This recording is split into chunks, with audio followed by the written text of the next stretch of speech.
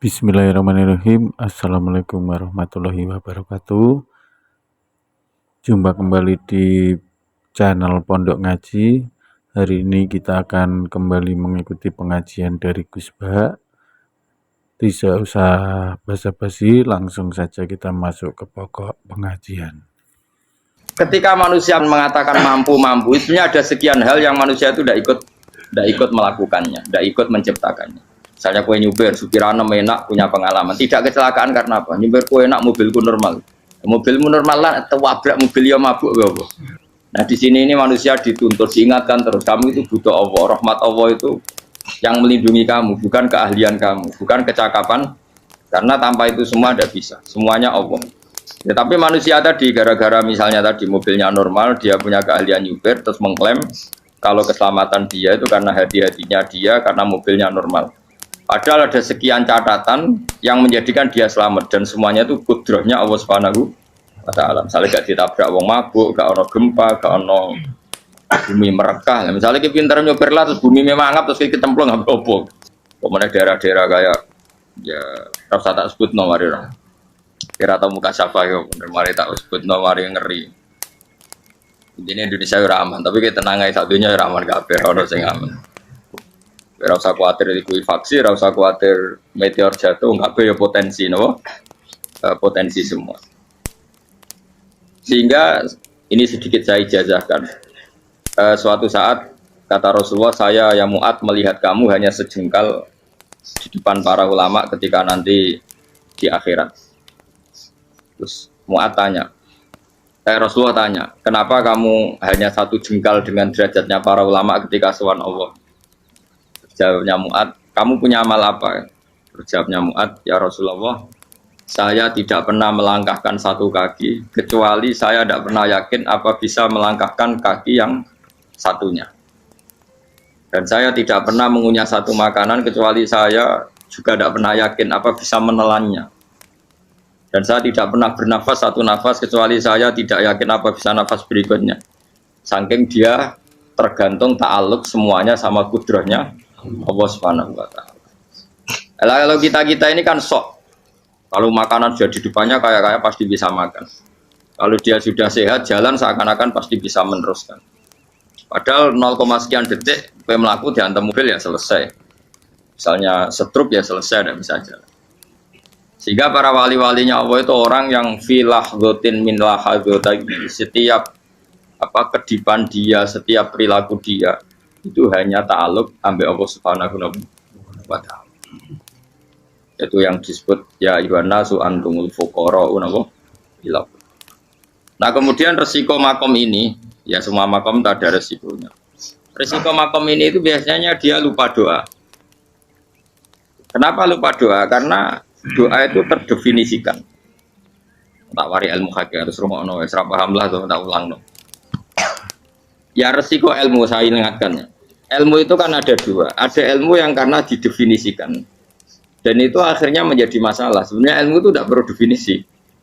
Kedua ilmu yang kita rasakan. Misalnya gini, kalau sama saya tanya. Kamu pernah nggak minta jadi punya uang banyak? Nggak tanya. Pernah nggak minta? Terus artinya minta itu apa? Terus kita mendefinisikan. Menengadahkan tangan. Bilang ya Allah saya minta uang banyak. Saya minta ingin beli mobil, itu namanya apa? Tidak jauh saja, doa kan? Itu kesalahan kita mendefinisikan doa itu, misalnya menengadahkan tangan dan memohon dan menyebutkan permohonannya, itu terus disebut doa. Tapi kalau menurut Allah, sistem tubuh kamu yang menghendaki punya mobil, sistem tubuh kamu yang ingin punya uang banyak, reaksi tubuh kamu yang terhinakan karena ditagih orang atau butuh uang. Ini menurut Allah ya sudah kamu itu peminta-minta. Saya ulang lagi ya. Sehingga menurut Allah kamu minta tidak minta ya tetap berstatus peminta, pengemis. Nah, orang-orang yang sudah wusul, meskipun itu kondisional ya tidak selalu.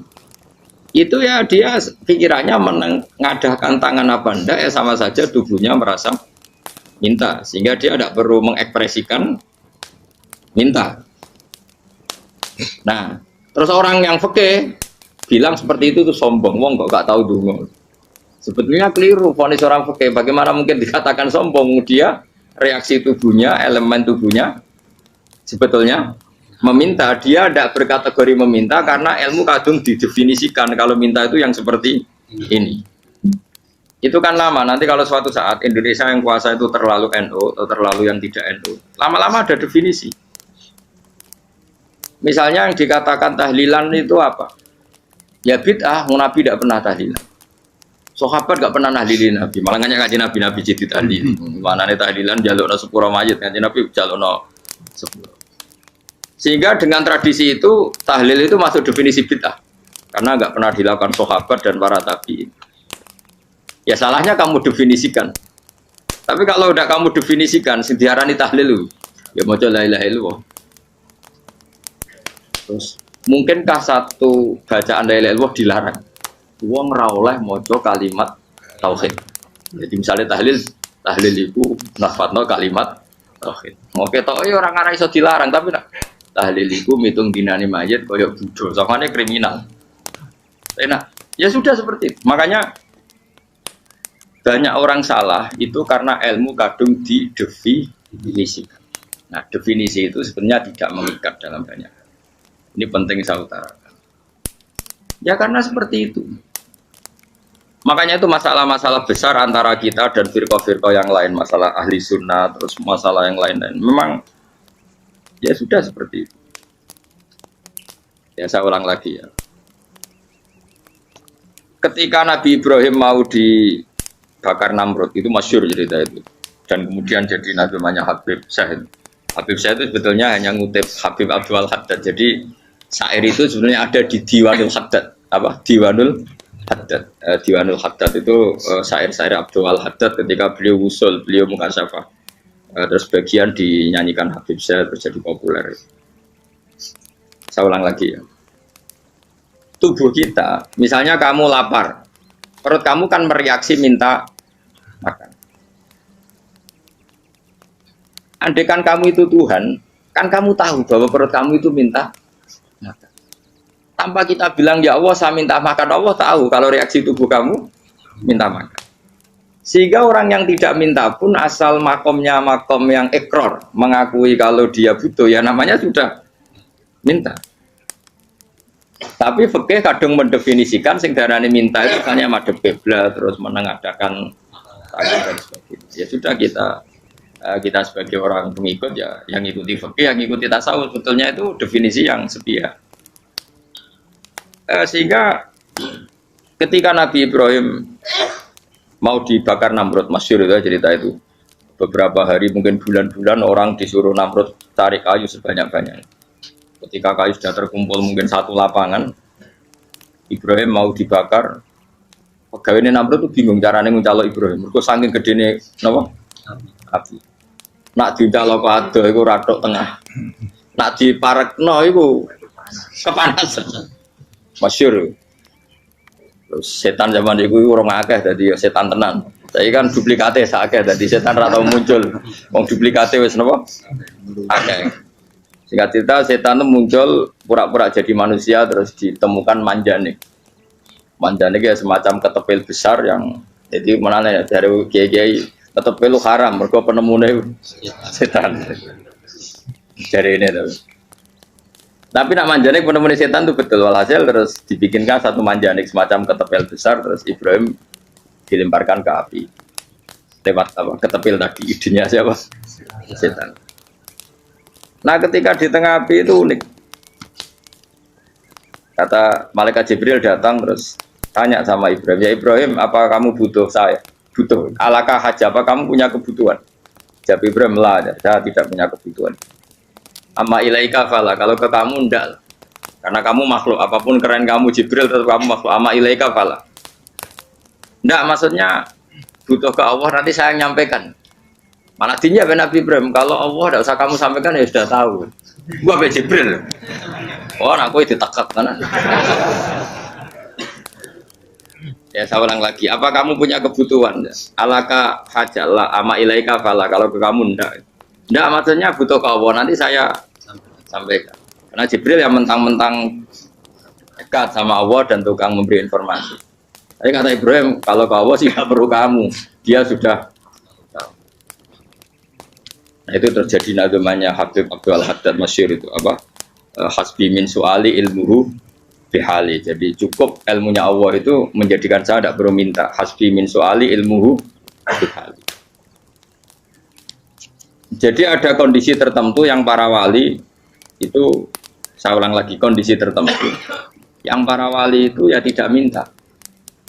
Tapi kalau itu ditiru jenengan semua ini jadi keangkuhan. Kenapa? Wes ora ndonga tangane ditenangakno, atine ora eling pangeran, kan akhirnya tak jaluk tenan itu. Jadi aja niru wali-wali. Nah, wali-wali itu kan misalnya tangannya tidak menengadah tapi semua sistem tubuhnya merasa butuh sama. Saya itu pernah gitu. Tapi itu kondisional dan saya juga ngulang nggak mesti bisa. Ketika saya umroh itu pernah saya ada satu kondisi itu doa ya di putaran pertama dok. Di putaran pertama saya berdoa ya agak banyak di multazam. Putaran kedua mau berdoa sudah tidak berani lagi. Sampai ke-7. Hari kedua ya tidak berani, hari ketiga nggak berani. Nah seperti itu tidak bisa dibuat-buat meskipun saya juga agak ingin. Tapi ya pas itu ya nggak bisa. Gara-gara itu korban kitab hikam, ya kitab hikam yang terkenal. Kitab hikam itu pernah cerita gini. Rubbama dallahum al-adab ala tarkit tolak. Terus di antara makalahnya itu wa inna ma yunabbahu man yajuzu alaihil ikhfal. Tapi kamu jangan niru dosa kan.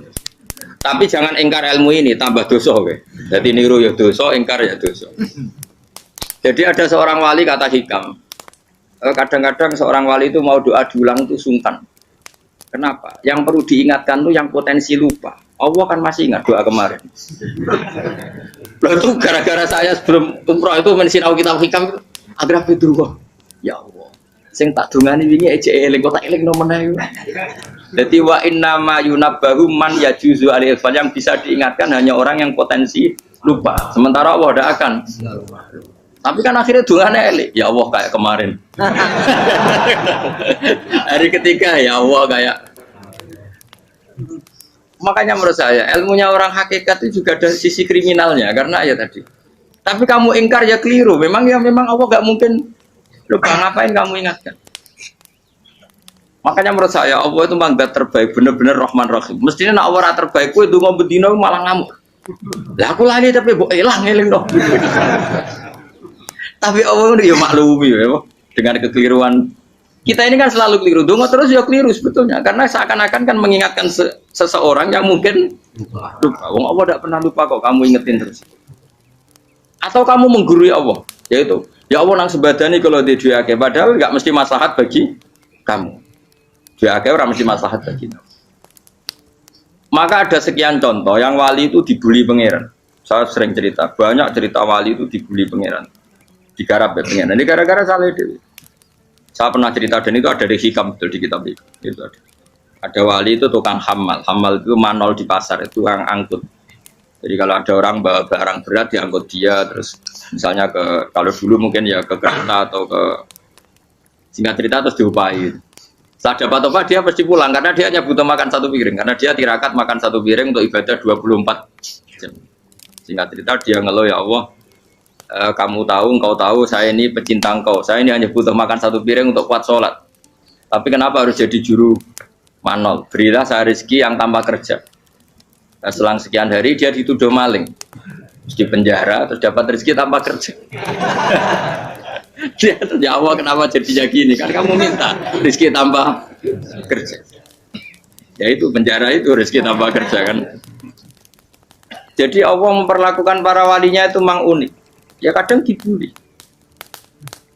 Sehingga dalam cerita-cerita kenabian kata Qadiyat itu nggak ada orang yang sering dibully Allah kayak nabinya.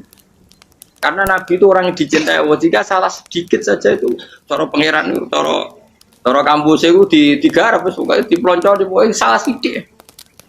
Misalnya begini, Nabi Yakub itu kan nabi. Dia mungkin nyon jauh nggak tersadar nyembelih apa itu anak sapi itu di depan indukannya. Ya beliau mungkin spontan saja, Pak. Kalau kamu yang melakukan pasti tidak ada hukumannya karena Allah tidak pati peduli sama kamu sudah lah. Artinya nggak peduli salah pantas saya nggak jelas ya gitu. Tapi ini Nabi. Ketika itu terus indukannya sapi tadi, ya Allah, Yakub itu kekasihmu. Saya tidak berani sama dia karena dia kekasihmu.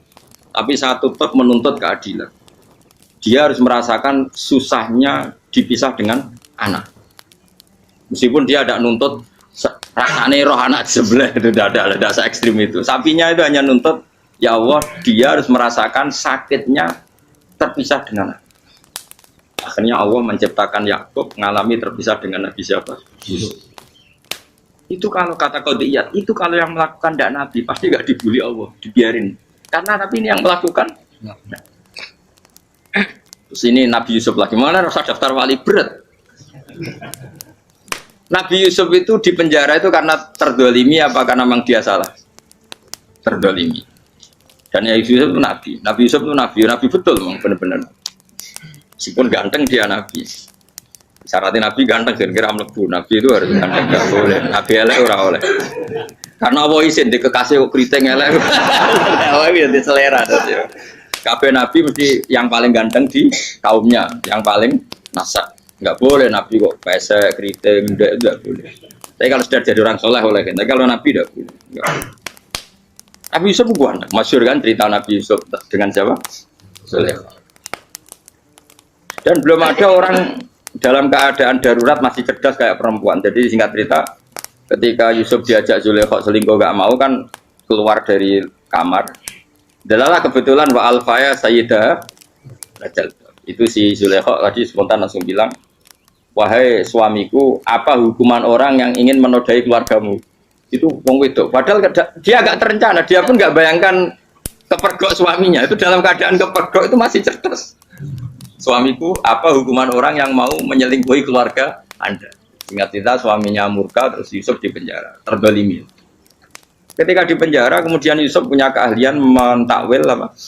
Mimpi. Kan tadi suaminya Zulaikha itu tidak sampai raja ya, kira-kira PM atau menteri. Raja itu punya mimpi yang bisa nakwil itu hanya Yusuf. Singkat cerita, terus utusan raja datang ke Yusuf dan takwilan Yusuf terbukti benar. Tapi Yusuf ini seorang nabi, saya ulang lagi Yusuf seorang nabi dia, tapi ya manusia. Bilang gini ke utusannya, coba bilangkan ke raja kamu, di penjara ini ada orang yang di penjara secara terzalimi, yaitu saya. Tolong laporkan ke majikan. Itu Allah tersinggungnya itu bukan main. Nabi kok lapor makhluk, itu tersinggung. Nah, kowe kan gak piye. Kowe ngajono proposal ora piye. Wis pokoke Allah kowe ora piye. Wong sampean swargane ya ora langsung wae ngono pokoke kira-kira kan sudah tidak perlu ditegur. Makanya fa'an sahu syaitanu dzikra rabbi fala bisa fi sijni bid'asi. Maka Allah mentakdirkan utusan raja tadi itu lupa melaporkan peristiwa Yusuf ke raja tadi. Sehingga raja enggak pernah dengar kalau ada orang di penjara karena Allah tersinggung. Wong kowe ku nabi kok lapore ambek penguasa. Ngono tok iku wis Allah tersinggung. Karena dia nabi, enggak boleh nabi lapor makhluk. Jadi Allah itu dengan nabi itu sangat-sangat sensitif. Sangat-sangat sensitif. Yo begitu. Terus kita terkenal, meskipun ini enggak ada di Quran, Nabi Musa. Nabi Musa itu pernah sakit gigi. Karena dia mentang-mentang kalimullah, orang yang sering komunikasi dengan Allah, minta ya Allah, tolong tunjukkan obat gigi saya itu apa. Dan ini sama Allah dikasih tahu, kamu ngunyah suket ini, gitu. rumput ini kamu kunyah nanti pasti sembuh. Karena resepnya dari Allah ya pasti mujarab, kan nggak ke dokter. Sehingga tidak dikunyah terus sembuh. Suatu saat dia sakit gigi lagi, nggak konsultasi lagi karena masih punya resep tadi kopian apa resep. Dia datang nyari suket yang sama dikunyah tambah sakit. Tanya sama ya Allah ini kan resepnya yang sama kenapa tambah sakit? Kata Yusuf, kata Allah kamu itu kekasihku. Ora nak sing ngobati ku aku ra suket sembrono. Semenjak itu Yusuf Nabi Musa ora pernah resep lagi sudah. Andaikan tuh kamu pasti Allah juga gak tersinggung. Makanya kata qadiyat, kenapa para nabi sering ditegur itu bukan karena Allah murka, nabi itu beda. Jadi kesalahan kecil atau apa-apa yang menurut kita ada salah itu untuk nabi salah. Makanya di ahli sunnah ada kaidah apa? Mimba bi hasanatil abror sayyi'atul muqarrabin. Pernah dengar kayak apa? Mimba bi hasanatil abror sayyi'atul muqarrabin. Sesuatu kalau dilakukan umumnya orang itu hasanah atau kebaikan, tapi kalau dilakukan para nabi itu salah. Karena apa ya? Saking dekatnya dengan Allah. Saya ulang lagi apa? Mimba bi hasanatil abror sayyi'atul muqarrabin. Jadi nabi itu beda. Nah, para nabi itu orang-orang yang mengalami fikir yang doa resmi kayak siapa tadi? Definisi fikir ya sering. Kayak definisi orang tasawuf yang sering. Sehingga ketika Nabi berdoa ya memang secara disiplin ilmu yang namanya berdoa ya minta Allah dengan mengadakan tangan. Ketika enggak berdoa karena Nabi sadar Allah tidak perlu diingatkan lagi, pasti masih ingat. Gitu. Jadi dua-duanya benar terus. Makanya Nabi itu lam yazal fitaroki, Nabi itu selalu naik derajatnya. Karena pas minta ya benar, pas tidak minta ya. Kalau kamu turun terus. Pas minta itu karena tomak kamu, hadun nafsi kamu, serakah kamu, tapi nggak tahu diri, pantas taura dengan permintaan. Kayak gue misalnya jongo jadi wali, isonya Allah tersinggung. Bocah atau tirakat atau dia harus jadi wali. Tapi gak dongo ya Allah tersinggung. Kere atau dongo. Jadi orang kalau tidak wali itu sudah keliru terus. Jadi kok di sepuro, tapi tak kira itu akeh. Ya jajal ke dongo wali kok sabtu kok dirjelan. Kira-kira Allah tersinggung apa nyembah? Kira-kira tersinggung. Tapi misalnya kira tahu dongo kepengen kau Imam Syafi'i, apa yang tersinggung? Bocah ora di idola. Terus piye Gus? Piye kadung salah biasa wis. Wis bakat salah no. Bakat salah. Ini dongane sing gampang ae sing mesti bener Rabbana dzalamna anfusana wa lam taghfir lana wa tarhamna lanakunanna minal khasirin.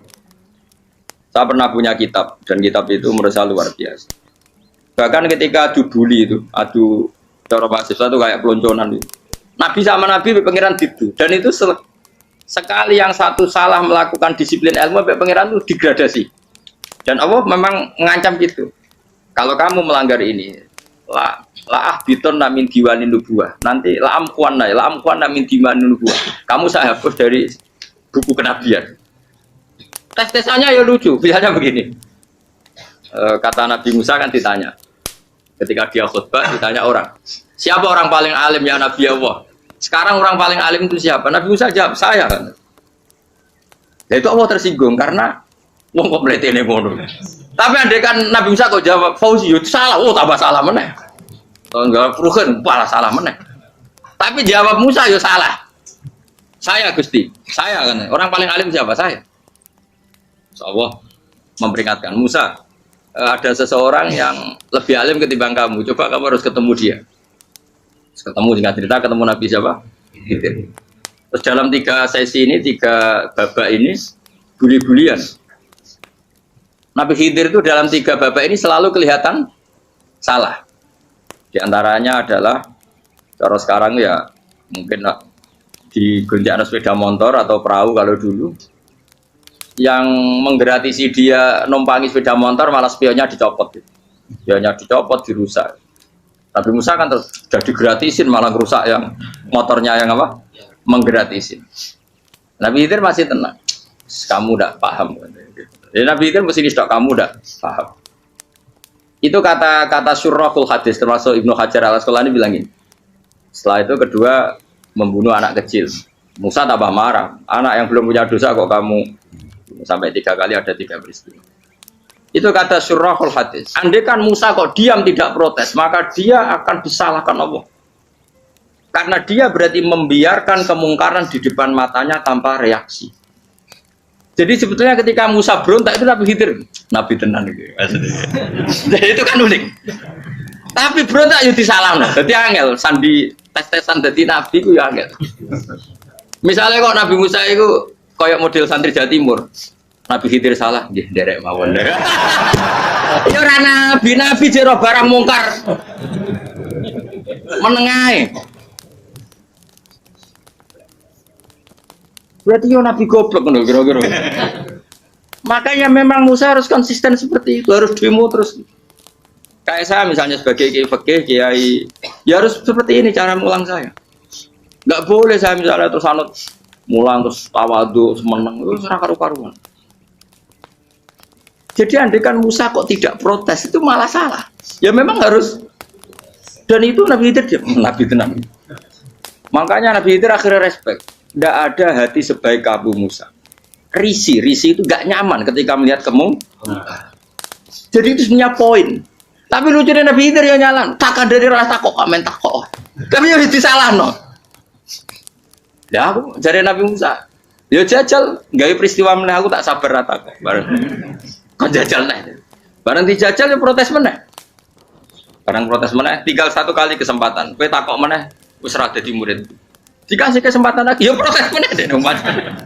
Tapi itu justru itu menjadi kelebihannya Nabi Musa karena syarat seorang nabi adalah al-musara'ah ila ingkaril munkar kata Ibnu Hajar Al-Asqalani. Syarat seorang nabi adalah secepat ngengkari sesuatu yang mungkar. Enggak boleh.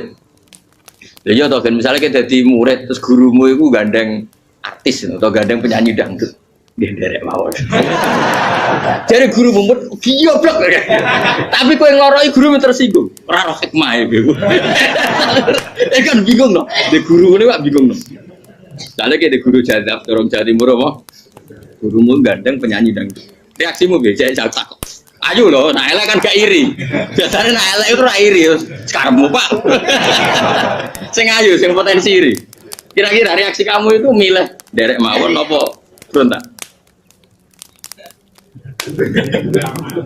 Golek nak gurumu wong alim mesti nak pasti meneng. Muridku giyoblok, gak sensitif. Roh barang mungkar dilakukan di depannya kok tidak reaksi, tidak protes, geblek tenan. Tapi lucunya guru mau nak protes ya, gak luwe akhlak. Guru lagi senengnya kok ora oleh. Nah Nabi itu kan buli-bulian. Jadi Nabi Khidir dengan Nabi Musa itu tebak-tebak. Karena dua orang ini sama-sama kekasih Allah.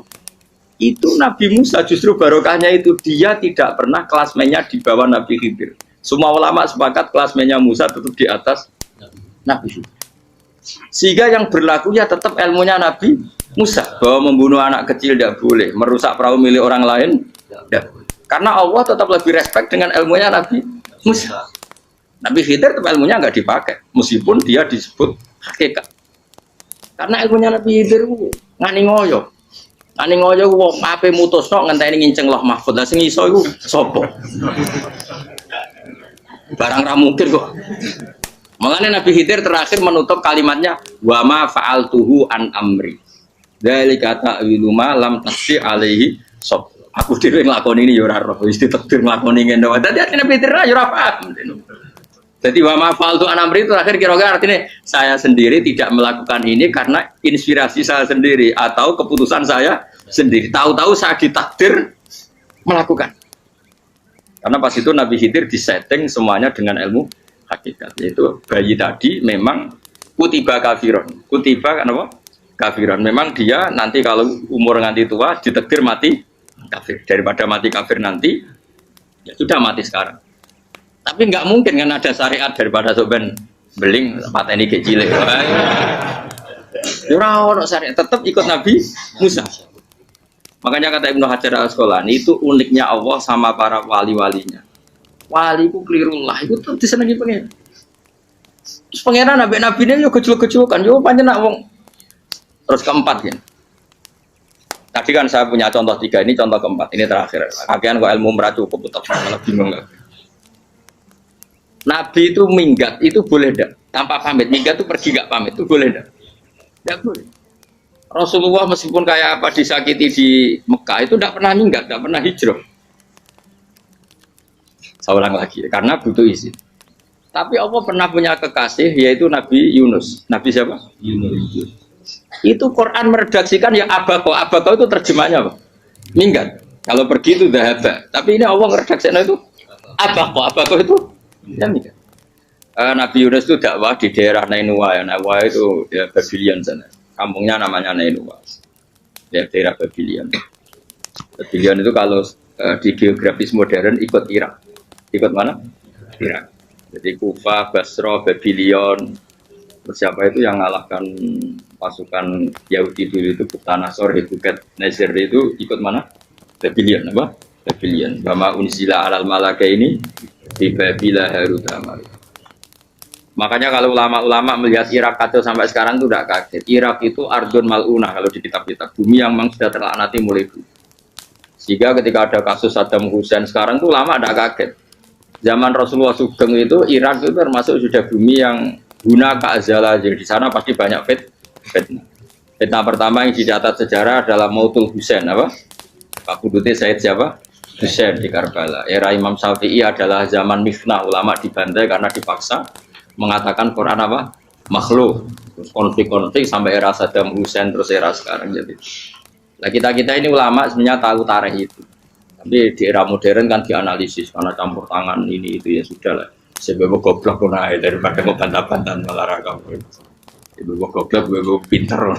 Sekarang kan analisisnya kan, wah ini ada campur tangan pihak ketiga diciptakan ya saunu ini.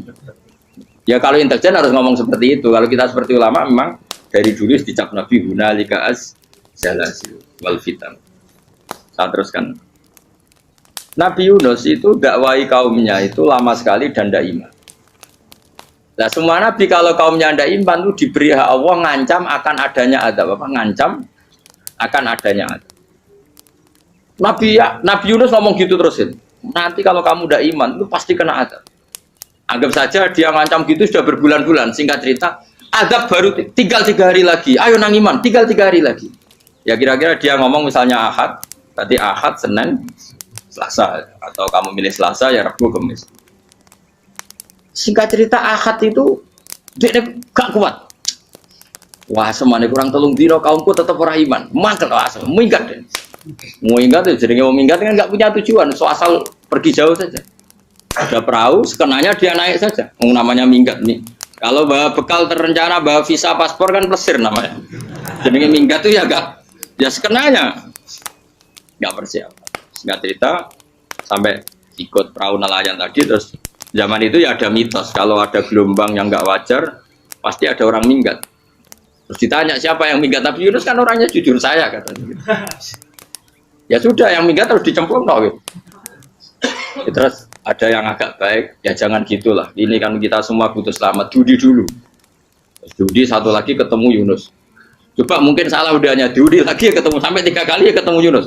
Makanya fasahama fakana minal mudhadis diuji dia kalah kemudian tenggelam. Fal taqamahul khutu wa huwa mulim. Terus dia diuntal ditelan oleh ikan nun. Nah, di situ ikan nun digambarkan saking besarnya itu. Dan ini uniknya Allah sama kekasihnya. Sudah Allah menyalahkan tapi unik. Ikan ini kan itu sama Allah dikasih instruksi. Kamu nggak boleh makan dia kekasih saya. Terus ketika di tengah di perut apa? Ikan, dia kegelapan. Terus Nabi Yunus cita-citanya satu, ya Allah. Kalau saya sumpah kiri saya tidak bisa baca tasbih. Karena sama Allah disulap perut ikan itu jadi masjid. Jadi dia di dalam perut ikannya santai saja tetap wiridan. Santai. Fana ada fi dzulumati alla ilaha illa antas fanak ini kuntum nadal. Ya dia santai aja wiridan karena perut ikan bagi dia adalah masjid. Ya dia disalahkan Allah karena abako tadi minggat, hijrah tanpa pamit. Tapi juga dibela-belain Allah, ikan tadi tidak boleh nelan. Ini perlakuan Allah sama orang yang bikin. Tapi karena dia Nabi uniknya apa? Dino Ahad itu kaumnya do nginceng omeh Nabi Yunus. Rame-rame nginceng. Lucunya cara nginceng gini. Nak Yunus neng omah berarti bodoh nih. Wong omah ana ada kok dene tengok. Bareng dinceng Nabi Yunus tuh gak ada. Oh tenan ono adab. Mulane wonge rawani ning omah. Itu unike pangeran. Jadi umpama dekne ra minggat ya salah. Umpama dekne ora minggat berarti kaume jare apa ono adab ono gempa bumi likuwi faksi kok dekne ning omah. Lah nek ono tenan ra mlayu, nyatane gak mlayu. Jadi mbok Allah didesain minggat. Tapi nek minggat disalahno Nabi yo ora pamit.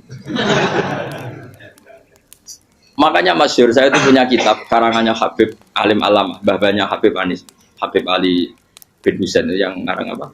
Ali bin Muhammad bin Husain karang yang disebut duror itu. Itu diantara doanya gini. Tapi jangan gitu loh, gue rawali bro. Aku rawan ini bro. Cuma saya hafal secara ilmu, tapi saya ada brand new. Waj'al sayyiati man ahbabta. Ya Allah, jadikan kesalahan saya itu kesalahan orang yang kau cintai. Terus pokoknya salah lagi jadi pengiran kadung seneng, salah lagi sampai wae wong seneng. Waj'al sayyiati man ahbab. Terus koyo kowe lah dimanja wong tuamu anak paling disayang. Salah wae lucu. Kok cah cilik. Kowe seneng cah cilik, salah we. Cano gelas ya lucu, tiba ya lucu. Tibane cah tuwek-tuwek. Bocah jelalatan mulane tiba. Nah itu barang kau menginceng omahe Nabi Yunus gak ono wong. Wah, berarti adab mau turun betul. Andai kan adab tidak jadi turun, pasti Nabi Yunus berani di tenang. Wes. Barang mulai malam Kamis, adab itu sudah kelihatan. Ada puting beliung, ada apa, sudah jelas pasti ada adab. Kaum yang lapangan tobat finish. Secara bal-balan menit-menit apa? Terakhir. Wah, itu sampai pengen ditompo tobatnya. Wes gak sida tak adab wong kowe tobat. Singkat cerita Nabi Yunus hari ketiga atau apa dia selamat. Pakai versi yang umum saja. Selamat faltaqamaul hutu bahwa falaula annahu kana minal musabbihin la bisa fi batni ila yaumi yub'atsun. Akhirnya dimuntahkan sama ikan don tadi terus dia keluar. Barang keluar tanya-tanya kabar gimana kabar kampung Nenua baik-baik saja. Kabar awalnya mulai karena dia tahu kalau orang bohong itu dihukum mati. Padahal dia bohong katanya Kemis itu ada adab ternyata kampungnya baik-baik. Padahal baik-baiknya karena mereka jadi masyarakatnya nyari dia karena mau iman. Si nabinya agak berani pulang karena nanti dihukum mati. Aku pangeran nabi kekasih itu dia pangeran ya bully gitu. Oh itu gue beda-bedaan, wong kekasih pangeran, aku yang kreatif itu langsung diatap. Jadi pangeran kekasih gue beda, orang koyo. Akhirnya Yunus ramai mulai. Wah nak mulai aku disiksa. Perkara nih, kalau pembohong itu dihukum mati. Masyarakat yang golek tenan, mergo nalem Kemis ku ono azab tenan. Cuma terus do tobat.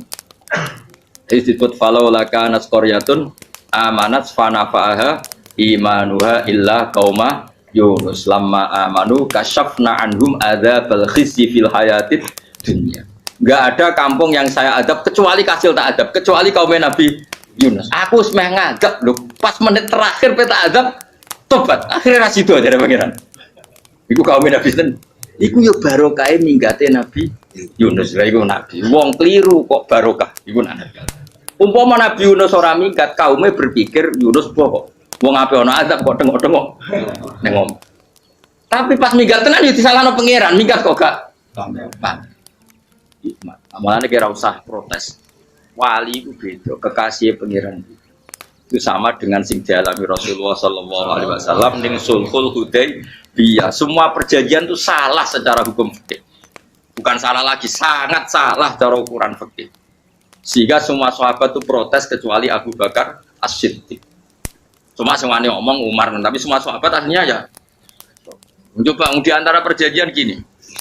Pertama kan enggak biar sampean enggak terlalu jadi teroris, enggak terlalu jadi ekstremis. Memang tidak usah jadi teroris, tidak terlalu jadi teroris. Semua itu mungkin, Kang. Ning dunia semuanya mungkin. Singkat cerita Nabi itu sudah di Hudaybiyah. Hudaybiyah dengan Mekah kan tinggal sekitar paling 40 kilo. Saya pernah itikaf di masjid yang pernah dipakai Hudaybiyah. Kan sekarang jadi mikot ya, termasuk mikot umroh di Mekah kan apa? Hudaybiyah kan mikot di yang terkenal kan apa? Jirona, Tanim, Hudaybiyah. Itu perjanjiannya tuh gini. Perwakilan dari Quraisy namanya Suhail bin Amr, siapa? Suhail bin Amr. Perjanjiannya gini, Muhammad kamu tidak boleh masuk Mekah. Kamu boleh masuk Mekah itu tahun depan. Padahal Nabi sudah bilang ke para sahabatnya, ayo kita umroh. Dan diberi hak umroh. Tapi setelah sekitar 40 kilo masuk Mekah, dicegat sama orang kafir Quraisy. Lah, Nabi sakit tenan. Nabi kadung mentafsir, memberi berita gembira, saya mimpi kalian masuk tanah haram amini namukhalikin, aman semua. Semuanya bercukur gundul atau mencetak rambut. Pokoknya terus kata sahabat senang sekali karena mimpi Rasulullah tidak pernah apa? Enggak pernah salah. Bareng di situ di antara perjanjiannya hadza ma kataba ali Muhammad Rasulullah. Ini perjanjian yang ditulis Muhammad Rasulullah. Kata Suhail, hapus kata Muhammad Rasulullah. Kalau saya tahu kamu Rasulullah tidak saya perangi, tulis Muhammad bin Abdullah. Kata Rasulullah, ya Ali hapus tulisan Muhammad Rasulullah.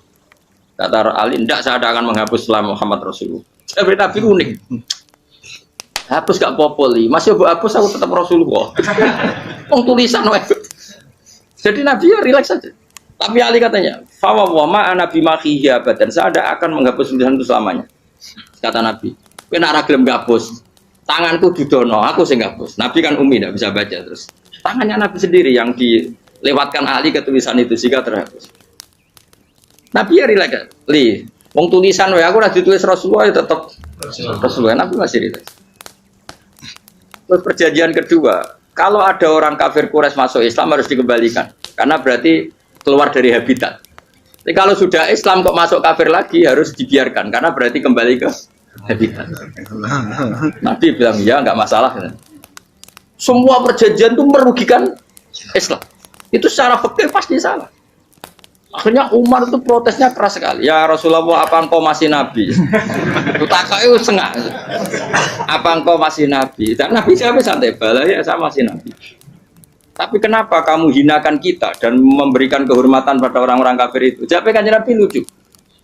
Ya agama itu kayak pangeran. Masih aku perjanjian yang ngono kok pangeran sing angkat agama iki tenang wae. Kan Nabi ku perjanjian mbek manusa gampang. Jadi Nabi itu sange imannya Allah tetap yu'izzu hadaddin. Allah pasti memuliakan ini agama. Apapun perjanjian yang diciptakan manusia. Makanya bapak saya, Mbah Mun guru saya itu ngaram-ngaram tenan mikir Islam. Islam mbok pikir haram, ono sing duwe. Ben dunya rusak kok ben tetep Islam mulya. Rasa mbok pikir terus keliru-keliru lah perjanjian di dunia keliru lah.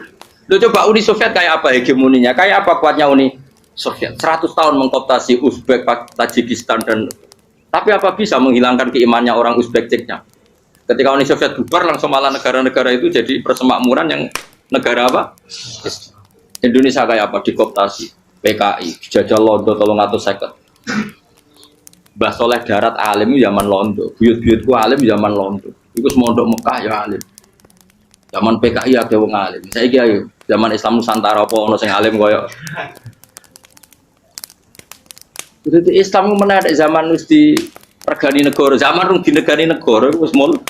Karena ini agama milik Allah. Punya ketahanan yang luar. Ya, semuanya dari Nabi tenang lah, perjanjian salah lah, gak apa. Inna wa ta'ala a'azza hadati. Inna wa ta'ala la yudhi'u dinahu wa la yudhi'u. Pokoknya pengiran bakal ngembar agamanya orang masalah, perjanjian keliru lah. Perjanjian ketiga gitu, semuanya merugikan Islam. Tapi apa kata Abu Bakar ketika protes Nabi gak dijawab, datang ke Abu Bakar. Menurut kamu gimana? Jawab Abu Bakar lucu. Makanya ini menunjukkan, makanya kenapa ahli sunnah berkeyakinan Afdhalus Sahabat itu siapa? Jawab Abu Bakar, wes samar, perjanjiannya keliru lah, wes keliru lah, kayak geremeng-geremeng santai geremeng. Tapi la tadkhul bainahu wa baina habib. Kamu jangan masuk wilayah itu hubungannya orang yang terkasih sama kekasihnya. Wes gak masuk akal lah, semuanya menengah. Ya sehingga, ya sudah Allah punya. Ternyata, nah perjanjian keempat ini yang agak Nabi hanya minta gini toh. Itu saya turuti semua, tapi saya minta satu hal kata Nabi. Bolehkan diskusi tentang Islam terbuka. Makanya diskusi terbuka itu baru kata Nabi. Jangan larang orang mendiskusikan Islam. Itu dok mintanya. Oke dari Suel, diskusi wae pikirannya Suel kan, diskusi wae. Enggak masuk Islam, diskusi. Jangan larang orang yang membicarakan Islam secara terbuka. Ada kata terbuka. Dari Suel, oke enggak masalah. Itu dok yang itu pun enggak jelas menguntungkan Islam apa? Enggak. Akhirnya apa yang terjadi? Darun Nadwa, tempat-tempat pertemuan, cara saat ini gerdu, gedung parlemen, semuanya itu diskusi. Sajane Muhammad itu sopot, konsep Islam itu. Dan semua yang cerdas juga, sajane ya bener Muhammad. Nyembah watu ya banyak giok tenan. Wah ini giok tenan watu kok di. Terus nak Yahudi ora bener bisa, Nasrani ora bener pangeran tol. Wah diskusi. Suwe-suwe hasil diskusi sepakat. Jadi tetap bener Muhammad. Tetap bener Muhammad. Akhirnya hasil diskusi gua akhirnya mereka membatalkan perjanjiannya sendiri. Perkara ini baru kayak apa? Malah Nabi ketika balik di Medina, Umar sempat protes yang dalam. Oke ya Rasulullah, saya nerima konsep Anda, tapi saya menyisakan satu pertanyaan. Jadi jenengan ini ono ayat yang nurjono latat khulun al masjidal haroma insyaallahu aminina muhalligina ru'usakum. Lah kok nyatane ra sida mlebu Mekah malah kita terusir kembali lagi ke Madinah. Iku Nabi yang agak lucu ngendikan. Mar, ning ayat iku ra gak ono taune. Apa ono ayat iku taun iki? Sing ngatekno taun iki ra kowe. Dari Nabi ya ora ono taune ya.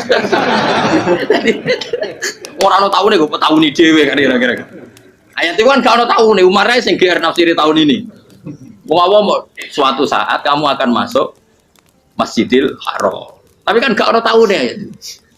Apa di ayat itu ada tahunnya Umar dan Allah bilang tahun ini ya enggak ya sudah kalau gak ada tahunnya ya pokoknya mesti kapan-kapan terjadi. Tapi rasa itu. Kalau suge rugen kan gak ada tahu nih, orang tahu. Mau aku dong gak ada suge, tapi kan tanpa tahu. Dulu sesuai. Nah, akhirnya apa yang terjadi? Ada diskusi masif di Mekah. Setiap yang cerdas, setiap Nabi tanya, Abu Sufyan siapa? Nabi mau komentar gini, sama siapa teksnya? Misluhu la yajhalul Islam. Kalau Islam sudah didiskusikan, otak secerdas Ikrimah bin Abi Jahal, secerdas ini pasti tidak bodoh tentang Islam. Maknanya pasti akal yang waras memilih Islam. Wah, akhirnya Islam jadi masif. Ya sudah, karena Islam sudah masif, tokoh-tokohnya cenderung Islam, akhirnya perjanjian itu dibatalkan sendiri. Akhirnya waro'aitan nasa yadkhuluna fi dinillahi afwaja. Akhirnya mereka berbondong-bondong masuk. Itu artinya apa? Nabi itu gak perjanjian cara fikih keliru wae, cara fikih cara dzahir keliru wae, tetap barokah karena punya hubungan khusus dengan Allah Subhanahu wa taala. Makanya la tadkhul bainahu wa baina habib. Itu kan kayak ya sudah seperti di pangeran. Makanya Sayyid Ali itu Sohibu Simtiduran nak dungawi di antara doanya waj'al sayyiati man ahbab. Jadikan ya Allah kesalahan saya, kesalahan orang yang engkau cinta. Karena ulama nyontono ngene, saiki Nabi Adam ambek iblis itu padha salah itu. Enggak jawab. Padha salah, iblis itu salah bodoni Nabi Adam salah. Dilarang mangan wit khuldi tetep mangan. Mau trimo rayuane sinten? Iblis. Tapi piye-piye pangeran itu seneng Nabi Adam.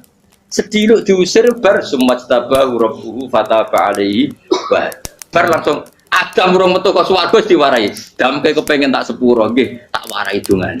Iblis tak diwarai. Makane kena ndonga, lumpang. Dadi ngene ki ya pokoke wong disenengi iku menang.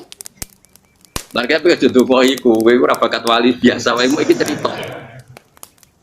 Ya sudah seperti itu. Tapi emang ya sudah seperti itu. Nabi Adam itu orang pati keusir tenan, itu fatalah ko Adam Rabbi kalimatin kata. Jadi orang terlalu jauh dari surga. Kemana lagi pas pertama medun ke bumi, sampai awal diwarai beberapa kalimat sing dadekno di sepuro. Kawat al sayyiati man. Ini penting kalau atur. Mulane wilayah-wilayah kenabian itu wilayah yang kita tidak pernah tahu detailnya, tapi kita yakin Nabi itu para kekasih Allah. Dan agama Islam itu juga agama paling diridhoi.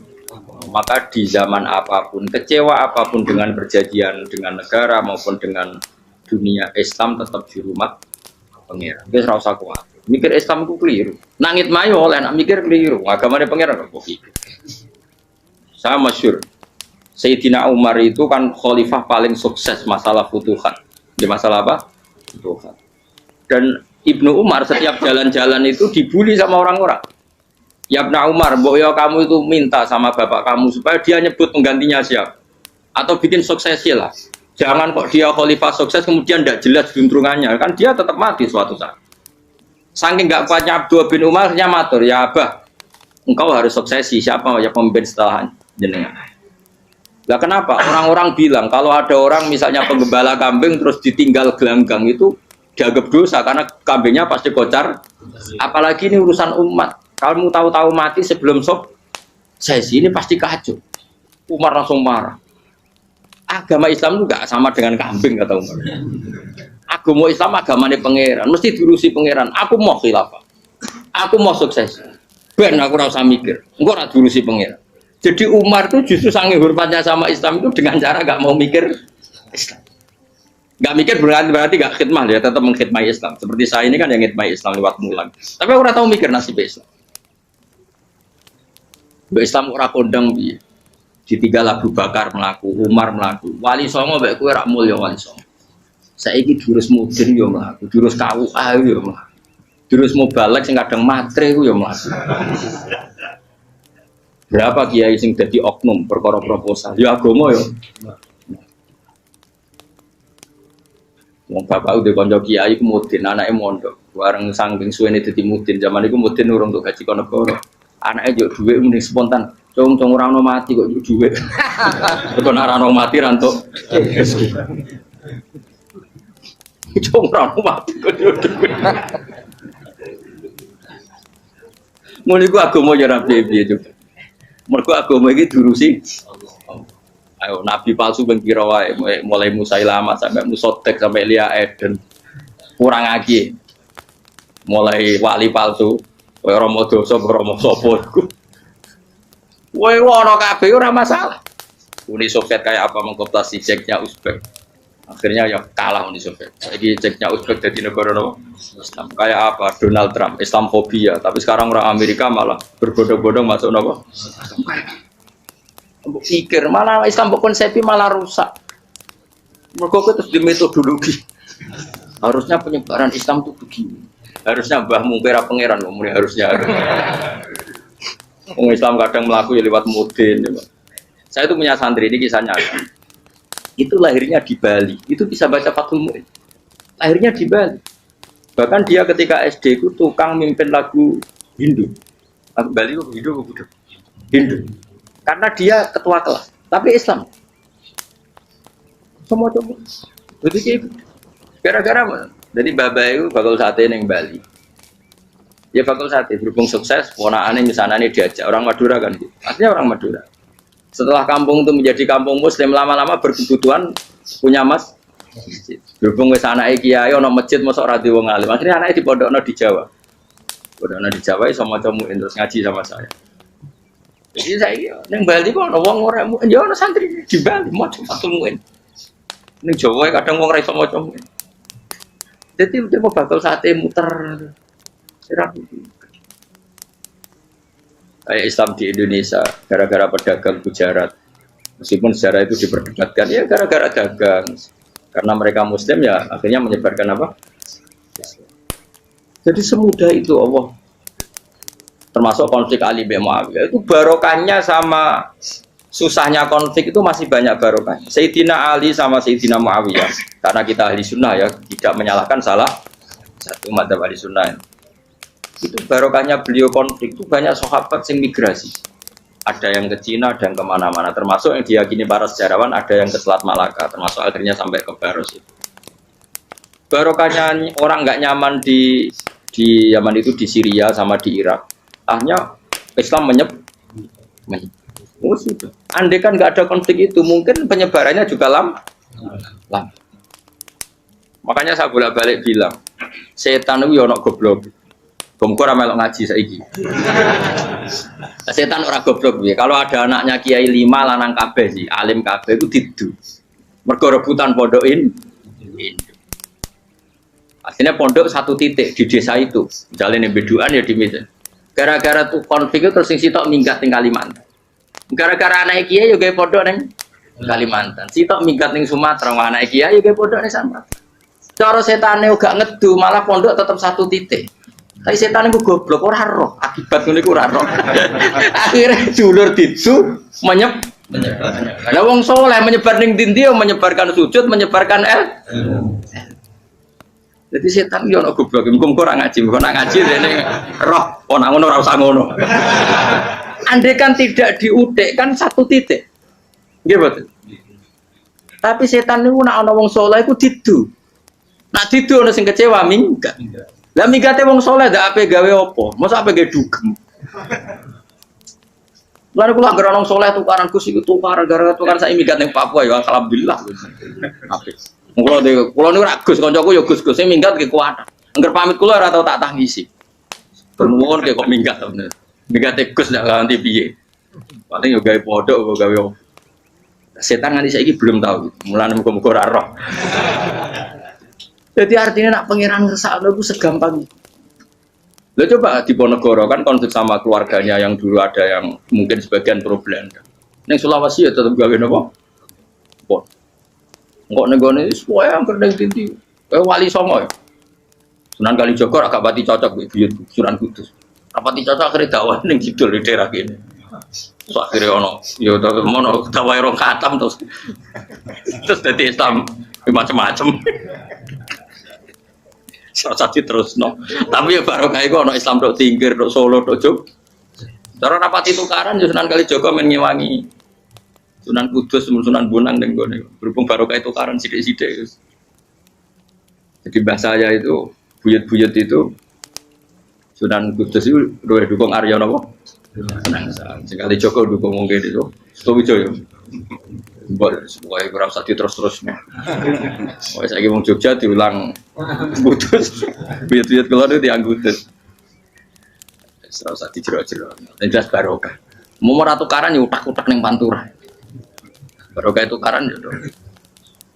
Jadi tapi ora usah terus nak ngono tukaran barokah ora usah mending ngono. Pokoknya apa yang ngangeran sing ngersakno kabeh baru. Tapi ora usah diciptakan. Ana suami istri pegatan yo. Ya kadang yo barokah sing wedok untuk bojo luwih bener. Akhirnya alhamdulillah saiki bojo wapiah. Padahal sing lanang tau GR, mak pegat iso apa ya ora piye malah ape. Iku pangeran. Makanya mikir Islam yo mikir. Sekarang kan ndak orang terlalu semangat Islam terus dia konsep Islam harus menguasai negara, akhirnya memaksakan jadi pemimpin. Di Islam harus kultural, akhirnya kejauhan Islam. Muat Islam kudu kaya, jebule kedunyan deknane. Islam kudu fikih, bebas hisab, kefikiran akhirnya buruh Cina. Justru kakean konsep bisa mari kuat. Lah ya ana sing wah Islam kudu sugih, nek sugih ben kuat. Jebule bareng sugih kedu. Ana sing milih fikir ae ben tambah hisab, kefikiran Islam buruh Cina. Islam harus merebut negara supaya ada konsep khilafah. Pas ngerebute wis ngafir-ngafir wong akeh. Pas prosesnya wis dadekno perko. Islam harus kultural, juga main-main gong wae malah sindinan terus. Ra sido dakwah, mergo kakean apa? Kultural ora usah dikonsep, wis ben mlaku.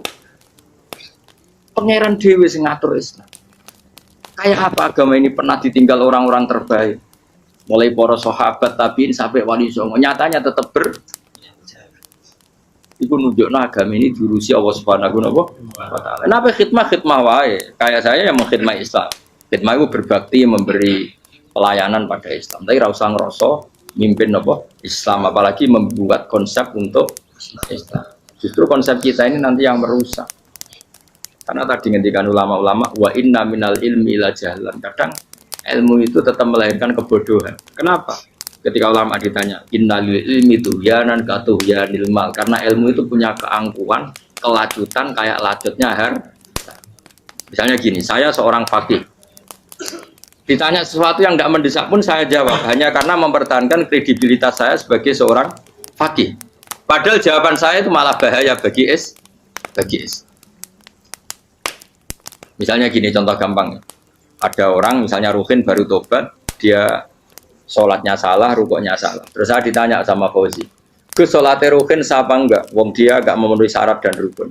Tentu saya sesuai disiplin fikih saya bilang enggak sah. Karena harus sujudnya ngongkrong atau dia sholatnya Fatihahnya ada. Padahal andaikan saya ada jawab lebih baik. Karena apa? Bisa saja menurut Allah sholatnya dia enggak sah secara fikih tapi diterima Allah. Karena dari tidak sholat menjadi sholat. Itu kan ibarat begini. Orang makan tela yang agak-agak beracun, tapi tidak racun yang mematikan. Itu baik apa enggak? Ya tidak baik jawabannya. Tapi kalau bandingannya daripada tidak makan sama sekali, tentu baik makan. Nah, kesalahan itu yang, makanya kata Imam Ghazali, kesalahan itu yang dialami para fuqaha mu'asirun sekarang. Setiap pertanyaan itu dijawab. Dan ironisnya karena sesuai disiplin. Ya tidak bisa, makanya saya pernah punya teman divonis dokter 2 bulan lagi mati. Teman itu gak doyan mangan. Tapi sarannya dia hidup kalau ada obat dari Jerman itu. Kalau ada obat dari Jerman dia hidup. Kalau enggak ya mati ya. Tak tili mati kapan? Kan itu. Kabare rong mulan. Sesuk wis sopan rong bulan. Lho kok rong bulan cepet kok mana sih? Kowe iku iman mulai cilik, memangnya mati ku gak rong bulan kasih sowae iso wae engko. Wong pangeran sing di otoritasnya wae ra jajeni rong bulan 3 bulan kok dokter jajeni ke percaya, men aneh-aneh wae. Saya tak takoni Israel lah menika. Iya, orang mesti bener kok tak imani. Lah iya, Pak. Kowe cek goblok kowe iku mondok 2 wulan iku ora mesti sesuk ya mungkin. Nah padha-padha mungkin sesuk ya mungkin kok ya. Oke. Padha-padha mungkin kok milih sing 2 wulan, milih sesuk ae. Milih sesuk saiki tak istighfar be aku, tak ngaji, dadi keren mati sesuk. Yo, sulit bodoh nih, bodoh biasa. Saya kisah urip.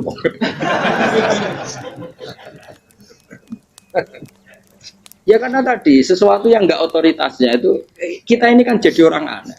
Agama mulai dulu mengajarkan kita beribadahlah kepada Allah seakan-akan kamu mati besok. Nak kowe santri tenan tanpa diancam mati 2 wulan iku nek ibadah kok mati sesuk 2 wulan iku kesuwe.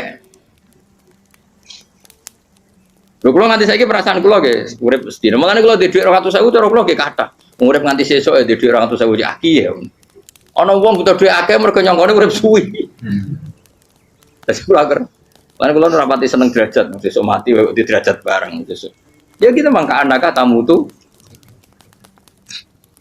Akhirnya dia terus mulai rileks, mulai sebelum malah ramati. Maksud saya itu kita makanya kembali lagi antumul fuqara'u ila. Kita ini butuh. Makanya kalau suwon-suwonnya anut para nabi dan kalau ada kesalahan para wali, para nabi itu kesalahannya apa? Mimba bihasanatil abrar sayyiatul muqaddam. Jadi nabi itu karena hubungannya dengan Allah sangat apa? Dekat sehingga hal-hal yang cara dohir itu salah tapi itu menjadi berkah dan kita tidak pernah kayak apa sulhul apa Hudaybiyah. Makanya kata Abu Bakar enggak ada sulhun a'dhamu minal Hudaybiyah. Enggak ada perdamaian yang lebih afdal ketimbang Hudaybiyah. Makanya saya itu termasuk ulama yang setuju misalnya di McGill di Amerika atau di Kanada itu kan ada Islamic Studies. Saya pernah ditanya, Gus, kalau ada sekolah perbandingan agama menurut kamu setuju enggak? Saya bilang enggak masalah. Yang penting asal yang dikaji itu Islamnya, bukan orangnya. Kalau yang dikaji orangnya ya copet Indonesia ya Muslim. Kadang koruptornya ketua partai Islam. Wonge kan macem-macem. Yang dikaji Islamnya loh, asal yang dikaji Islamnya. Jangan orangnya. Orangnya bulet-bulet. Wah, juara lah no. Juara. Karena pikiran saya niru Hudaybiyah. Ketika Islam didiskusikan secara masif, tetap yang unggul itu Islam. Makanya Rasulullah minta, nggak apa-apa, semua percakapan saya setujui, cuma jangan larang orang mendiskusikan Islam. Artinya di Mekah, di Darun Nadwa, di pojok-pojok kampung, di perapatan-perapatan orang tanya, sebetulnya Muhammad itu maunya apa? Mereka ada yang bilang, ya Muhammad kepinginnya wong nyembah pangeran.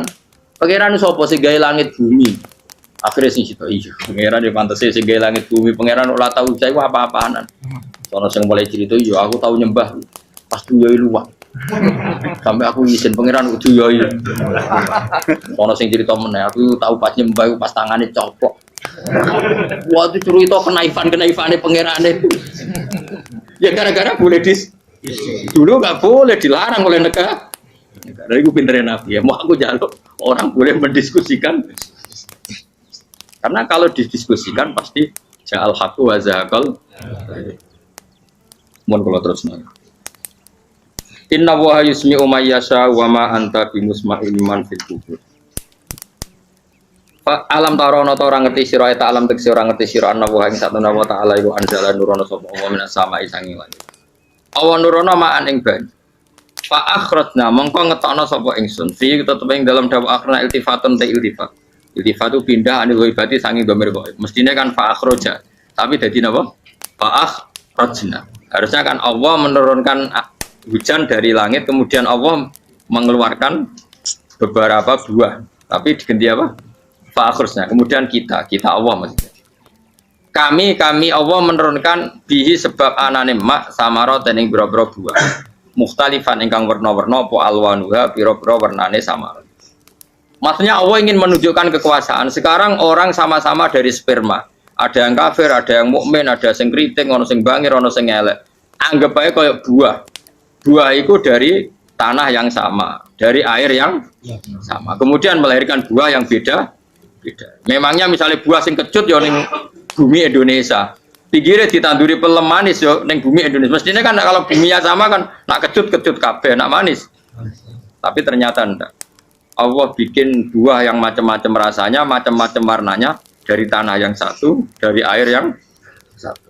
Itu kenapa begitu? Ya saking kudrahnya Allah, saking kekuasaan Allah. Mukhtalifan khali warna-warna apa alwanu berapa warnane samarot ka afdoro kaya dene ijo. Wa ahmarolan abang, wa asfarolan asfar. Asfar itu agak kekuningan, wa irial lan yane kabeh. Wa minal jibali lan iku setengah saking boro-boro gunung judadun uti boro-boro dalan. Delala Allah masih ada gunung sing tak tahu diambah manusa lah ya. Delala ada desain alam yang paling layak di ada ya selalu ada yang layak dilewati jam wujuda tori konteks dalan fil jibri lan liyane napa jabal. Bidon kang putih-putih. Jadi kados gunung-gunung teng Indonesia. Nah didelok waduh kemudian ada jalan mesti nyelirit ketok putih wa khumrun lan ana sing kemerah-merah ron ke kuning-kuningan ya mukhtalifun ingkang beda-beda alwanuha apa pola warnane judat fil jibal bisidati ana sing terjal wa filan ana sing kropos yes kaya gunung-gunung itu kan ana sing apa cengkramane ku enak berarti sidah ana sing napa dari tanah sing napa kropos wa qara bi busud lan pira-pira watu kemloso piye kuna manane kemloso watu besar sudun kang ireng-ireng atfun ala judat suhur nek boro-boro watu syadidatu sawati kang banget ireng. Artinya gini loh. Intinya misalnya bumi itu dari apa? Kita tidak pernah tahu. Kalaupun tahu, kita tidak bisa mengendalikan. Nyatanya bumi warnanya macam-macam, buah-buahan ya macam-macam. Iku nunjukno kabeh iku kudrahe Allah Subhanahu wa taala. Yuqalu den ucapno katiran kang akeh aswadu tur banget ireng hirbibun wa qalilun hirbib aswad. Niku bahasa mawon guys, pokoke wong Arab niku biasa ireng banget, ireng jelinteng. Lah ngeten. Aswad itu maknane iku wong Jawa to, nek muni ireng banget misal ireng jelinteng. Pokoknya wis ireng disifati sesuatu yang mempertegas apa? Kehitamannya. Wa minan nasilan setengah sing manusa wa dawabilan pira-pira tan napa kewan. Walanami lan pira-pira raja kaya. Jadi kalau dawab itu mulai melata ya dawab, mulai kodok ya dawab. Nanti mulai kewan apa saja itu dawab. Kalau an'am itu lebih yang agak terhormat kayak apa? Kambing, kayak unta, sapi itu maksudnya apa? An'am mukhtalifun utai sing beda-beda apa alwan pira-pira warnane iki kabeh. Ya kadalik kaya warnane pira-pira kewan. Pira-pira tanduran. Jadi maksudnya ngeten nih. Kalau sampai nangan-nangan misalnya sapi putih. Engko tahu-tahu dia anak rodok kemerah-merahan. Engko dia anak kehitam dari mani yang sama. Dulu-dulunya misalnya enggak Gus, kalau hitam itu pasti babanya ada yang agak hitam. Senajan toh sekarang pas bapaknya, indukannya, ibunya sudah putih. Tapi tetap aja asal usulnya dari satu. Ya tetap asal usulnya dari satu. Sekarang jadi variasi banyak, tetap asal usulnya satu. Kok sampai beda-beda itu kabeh kekuasaane Allah. Kastilah visi mari kaya dene bedane boro-boro buah wal jibali lan. Yang memahami itu semua tentu ulama innama yakhsyallaha min ibadihil ulama. Innama yaksam sini wedi banget Allah min ibadi sing boro-boro kaulane Allah sapa ulama boro-boro ulama. Allah itu menilai itu tidak sama dengan pikiran kita. Makanya kubu sebelah itu terlalu ekstrem. Memaksa Allah berpikiran kayak dia. Satu karena kurang ngaji. Nomor dua ya tadi emosinya lebih tinggi ketimbang intelektualnya. Ini penting saya utarakan. Ternyata orang yang nyuap tadi apa nilainya plus, yaitu dia iman sama dawai Rasulullah Shallallahu Alaihi Wasallam. Kalau yang namanya saksi itu penting, cuma dia mendapat cara itu lewat suap. Tapi kan iman kalau dawai Nabi itu benar, kalau ada saksinya pasti min ahlil jannah. Terus dia nyari saksi harus dibayar ya dibayar. Sekarang sama iya 1 juta nah. Sekarang saya tanya di KPPS atau di mana-mana saksi pemilu itu dibayar enggak? Dibayar sah apa enggak? Sah. Jadi kadang kebenaran itu harus dibayar. Ini penting saya utarakan karena ada orang perempuan cantik dirayu, digaji supaya main di niklab dibayar jadi orang maksiat. Lalu mungkin ada ustadz gaji dia, bayar dia supaya mondok. Gak tahu terusannya apa, terus dibayar apa enggak tahu saya. Pertanyaannya ketika kamu bayar kemudian jadi santri, itu kamu dosa nyuap apa dosa sodako membiayai proses kebenaran? Sodako. Tapi kalau yang bayar untuk jadi pegawai niklab maka membiayai kemaksiatan. Maka pembiayaan ini penting secara fikih. Arahnya kemana? ke hak apa ke batil. Jika di Fathul Mu'in diterangkan misalnya ada orang layak jadi pemimpin dan kemudian rivalnya itu orang yang menyesatkan atau calon perusak bangsa, ya maka calon pemimpin yang soleh itu wajib berkompetisi meskipun bibadlil mal, karena kalau yang memimpin orang fasik kampung ini rusak, kalau yang memimpin orang soleh kalau nggak bayar juga nggak jadi, maka wajib bayar. Lah yang soleh bayar ini berstatus sedekah, tapi yang batil ini berstatus suap. Kenapa demikian? Karena yang namanya riswah atau ada yang baca ruswah adalah pembayaran untuk mengehakkan barang batil dan membatilkan barang hak. Sementara pembiayaan orang soleh adalah untuk memperkuat hak. Nah orang tuh nggak tahu, yang ngajinya ndak hatam-hatam tuh taunya pokoknya ar-rosi wal murtasi benar. Tapi nggak pernah mikir lalu definisi riswah atau ruswah itu apa. Ini bukan provokasi supaya semua calon bupati gubernur nyuap, ndak, hanya nyuruh mereka sodako saja. Jadi kalau nggak jadi, tapi sodako betul ya, kalau nggak jadi ya tetap ikhlas, mau dari awal memang sodako. Lah soal geremeng ya bawaan manusia gitu ya. Ya nggak apa-apa, namanya tetap geremeng. Ini penting saya utarakan, makanya menurut saya itu bangga dengan Pak Hamid karena sepupu mbah saya itu karena alimnya. Meskipun banyak orang mensifati beliau wali dan memang wali betul, tapi saya tetap menstatuskan beliau orang alim yang dari kelaziman alim itu beliau wali. Jangan dibalik, wali dulu baru alim, karena dalam beliau orang lasem dan kaidah di lasem itu fakullu alimin waliyullah walaysa kullu waliillah aliman. Jadi kalau kaidah di daerah Jawa Tengah itu semua orang alim pasti wali, tapi kalau wali tidak mesti alim. Sehingga kalau menstatuskan alim itu keren, kalau di Jawa Tengah status alim itu keren. Dan soal keramat yang kaitannya dengan Mbah Mun itu masyhur itu dulu ketika Mbah Hamid santai-santai sama Pak D. Taifur sama keluarga lah. Beliau mau istirahat, kemudian yang datang Kiai Maimun, Mbah Mun zaman itu masih dipanggil Gus. Topo pur, ada Pak Taifur di situ. Kata Pak D. Taifur, kalau manggil Pak D itu Gus Mun. Dan itu Mbah Hamid ngendikan rojulun alimun, ada Pak Taifur, orang lelaki yang alim yang wali. Di beliau muji Mbah Mun juga alimun dulu, rojulun alimun wali. Ini penting saya utarakan karena kesanatan keilmuan beliau jelas dari beberapa keluarga di Lasem. Karena di daerah Fakhriyah itu yang tempat lahirnya Pak Hamid juga lahirnya mbah saya. Itu mbah-mbahnya sudah orang alim, termasuk Kiai Sidik Jember itu juga lahirnya di kawasan pondoknya Pak Hamid Fakhriyah. Dan Kiai Sidik punya anak yang namanya Ahmad Sidik yang jadi apa? Rois Am yang sekarang ada Gus Wirjon macam-macam, itu semuanya juga keluarga Lasem.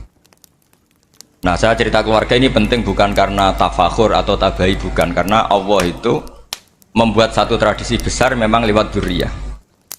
Sehingga Allah ngendikan misalnya ulaikal ladzina an'ama Allahu 'alaihim minan nabiyyin min dzurriyyati Adam wa mimman hamalna ma'anu wa min dzurriyyati Ibrahim wa Israila wa mimman hadaina wastabaina. Karena tanpa dzurriyyah itu enggak ada tradisi, enggak ada kultur. Misalnya saya menjadi hafal Quran, dulu bapak saya itu tiap zaman Pak Hamid masih sugeng, yang semaan di sini itu pasti bapak saya, namanya Kiai Haji Nur Salim. Kadang diajak baca Quran di kamarnya Kiai Hamid. Karena kalau bapak saya itu mantu ponaan sama Pak Hamid. Itu dulu bapak saya memotivasi saya supaya hafal Quran itu gini, hak kowe kudu hafal Quran. Nak kowe hafal Quran, iku kepaten obor. Kok anak merapal luwe duwe alasan. Jadi kalau ada Gus tidak alim itu mesti salah bapaknya. Karena kalau bapaknya bisa baca Wahab, anaknya mau baca primbon tuh malu. Tapi kalau bapaknya sudah bacanya WA, anaknya jadi primbon. Era cucu sudah dukun. Era cucu sudah kayak Dimas Kanjeng, nanti itu pasti. Karena nggak ada rasa malunya. Tapi kalau bapaknya alim, baca Wahab misalnya, juga qanaah, anaknya juga itu figurnya. Cucunya juga gitu figurnya, makanya disebut dzurriyyatam ba'duha min ba'd. Ini penting.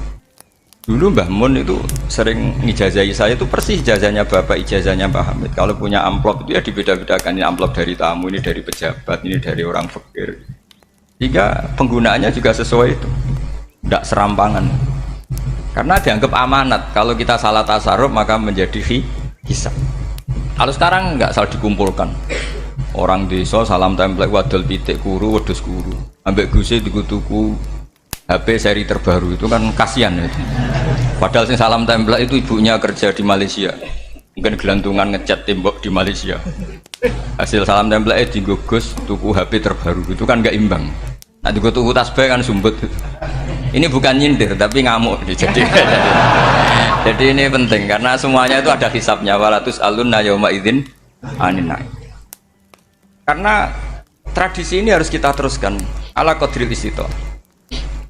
Karena itu nanti yang mengawal ilmu. Kemudian termasuk tradisi mengakui santri goblok, ini penting. Itu nggak ada santri sebarokah santri goblok. Makanya dulu Mbah Mun, Mbah Hamid, Kiai Alim itu kalau sama santri goblok ya tidak benci. Nggak kayak sekarang semua orang bikin sekolah unggulan.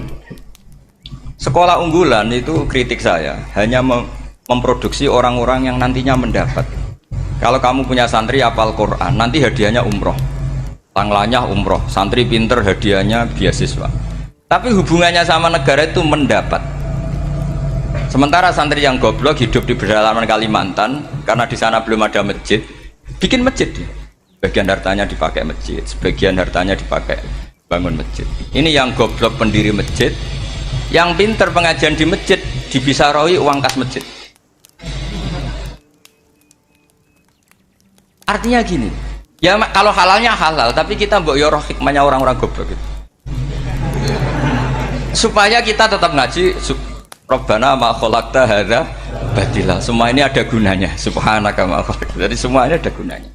Maka bagi santri-santri yang goblok tolong nanti saya di-Fatihai karena saya ini pembela Anda. Loh yang ngomong biar saya karena saya terkenal santri pinter. Kalau yang ngomong sampean goblok kan nggak ada yang percaya. Oh, padune padha gobloke kan gitu. Yang ngomong harus saya. Saya itu niru Rasulullah Shallallahu Alaihi Wasallam. Nabi itu kalau ada santri serabakat pinter itu diwarai sak surat usung nang mulai pinter. Banyak itu. Balighu anni walau ayah, ada sahabat ngaji hanya diajari idza zulzilatil ardu, sudah kamu pulang, sudah pinter. Karena betul. Sekarang coba diangen-angen, ada santri alim alamah, mungkin bakasnya furu'iyah, gimana hukumnya Jumatan jumlahnya itu 40 kurang atau 40 pas imam. Kemudian ada yang batal satu, hukumnya gimana? Dia mikir furu'iyah. Sementara yang goblok, dia di desa tertinggal gak ada masjid. Piye caranya dia masjid? Ini bikin aslul ibadah. Yang sini sudah khilaf tentang yang gak penting. Jadi orang goblok itu kadang lebih keren. Akhirnya apa? Duriannya yang goblok nanti jadi orang alim alama ngekholi wong goblok karena pendirinya biasanya orang pati pinter. Itulah Allah Subhanahu wa Ta'ala. Ada bikin sesuatu itu sia-sia. Nah, saya ini korban ilmu itu. Akhirnya santri saya banyak yang nggak jelas. Ya, tapi ya saya terima saja. Saya santri itu macam-macam. Ada yang profesor, ada yang doktor, ada yang goblok, ada yang baru tobat kemarin, ada yang Cina lagi senang ahli sunnah wal jamaah, macam-macam. Semuanya ngaji sama saya. Karena saya tetap berkeyakinan Rabbana ma khalaqta hadza batila. Ini penting saya utarakan karena khazanah kita ini jangan digerus oleh orang yang tidak bertanggung jawab. Pernah ada di hadis Muslim, ini cerita di Sahih Muslim. Ada seseorang sedang sujud kemudian diinjek oleh orang fasik. Saya ulang lagi, diinjek. Rokobahnya yang diinjek itu rokobahnya. Lehernya itu diinjek sama orang fasik. Kemudian si yang sujud tadi bersumpah wallahi la yaghfiru wallahu lak. Demi Allah, Allah tidak akan mengampuni kamu. Itu Allah kemudian mewahyukan sama Nabi di zamannya. Wahyunya adalah mangdalladzi yata'alla alayya alla aghfira li fulan laqad ghafartu dzunuba wa ahbattu amalak. Siapa yang mencantut namaku dengan menstatuskan saya tidak bisa memberi maaf, sungguh orang itu saya maafkan dan yang ahli ibadah amalnya tak cabut semua, tak hapus semua. Karena Allah tuh nggak boleh distatuskan sesuai keinginan kita. Kita sedang soleh terus mengatakan orang lain tidak soleh, Allah tidak akan ngampuni. Ngampuni tidak, itu wilayahnya Allah dan Allah yaf'alu ma yasha. Dan Allah berkali-kali memaklumatkan dirinya yaghfiru liman yasha wa yu'adzibu man yasha. Tapi ini kubu sebelah nyifati Allah hanya wa yu'adzibu, kubu sebelah kan gitu. Tidak pernah kalau Allah disifati yaghfir. Bagaimana Allah gak tersinggung? Allah selalu distatuskan yu'adzib. Kira-kira kalau Allah kan gini, saya ini bisa u'adzib, bisa aghfir, kenapa status saya tinggal yu'adzib? Ini ngaji di mana? Khatam enggak gitu kan gitu. Makanya resikonya ahli sunnah itu masyhur tuh Pak Hamid Pasuruan, tamu macam-macam diterima. Ketika orang benci Golkar itu ada tamu dari Golkar juga diterima. Ketika orang nggak mau diberi hadiah oleh orang Golkar, Pak Hamid ya diterima. Bilang ke bapak, mengaku lomo wae nur, duit enggak ana gunane dhewe. Sing marai rawan hisab itu kan kamu dapat uang nggak jelas kemudian kamu pakai pribadi. Kalau orang-orang soleh kan nggak pernah dipakai, kan aman saja. Loh, dihisab apanya? Wong hanya peralon. Kalau istilahnya Pak Hamid itu peralon. Datang diberikan orang lagi, datang diberikan lagi. Kalau kena kamu kan hisab, terus kamu nyate makan wareg glegeken, nah itu uangnya nggak jelas dipakai nyate glegeken, ya mesti hisab. Kalau nggak jelas ya disedekahkan. Kalau ingin bebas apa? Hisab. Tapi kalau sering sedekah biasanya nggak bebas dari miskin. Tapi kalau kamu wali kan tetap kayak Pak Hamid itu masyhur bisa kok. Tapi kan nggak jadi miskin. Kamu nggak terkenal sakok tapi miskin. Ini nggak wali. Ini penting. Jadi kebanyakan orang ekstrim karena mensifati Allah Ta'ala itu hanya dengan status yu'adzib, tidak dengan status yaghfir. Dan itu mereka harus ngaji lagi. Kurang apanya Rasulullah SAW? Nabi sebagai manusia benci sekali sama pembunuh Hamzah karena qatilu ahabbin nasi ila Rasulillah. Itu sama Wahsy. Siapa yang nggak tahu Wahsy? Qatala ahabban nas ila Rasulillah, itu qatala Hamzah. Dan ketika Nabi nyuwun sewu maksud no Wahsy, Allah malah nurkan ayat laisa laka minal amri syai'un aw yatuba alaihi. Ada pilihannya aw yatuba alaihi.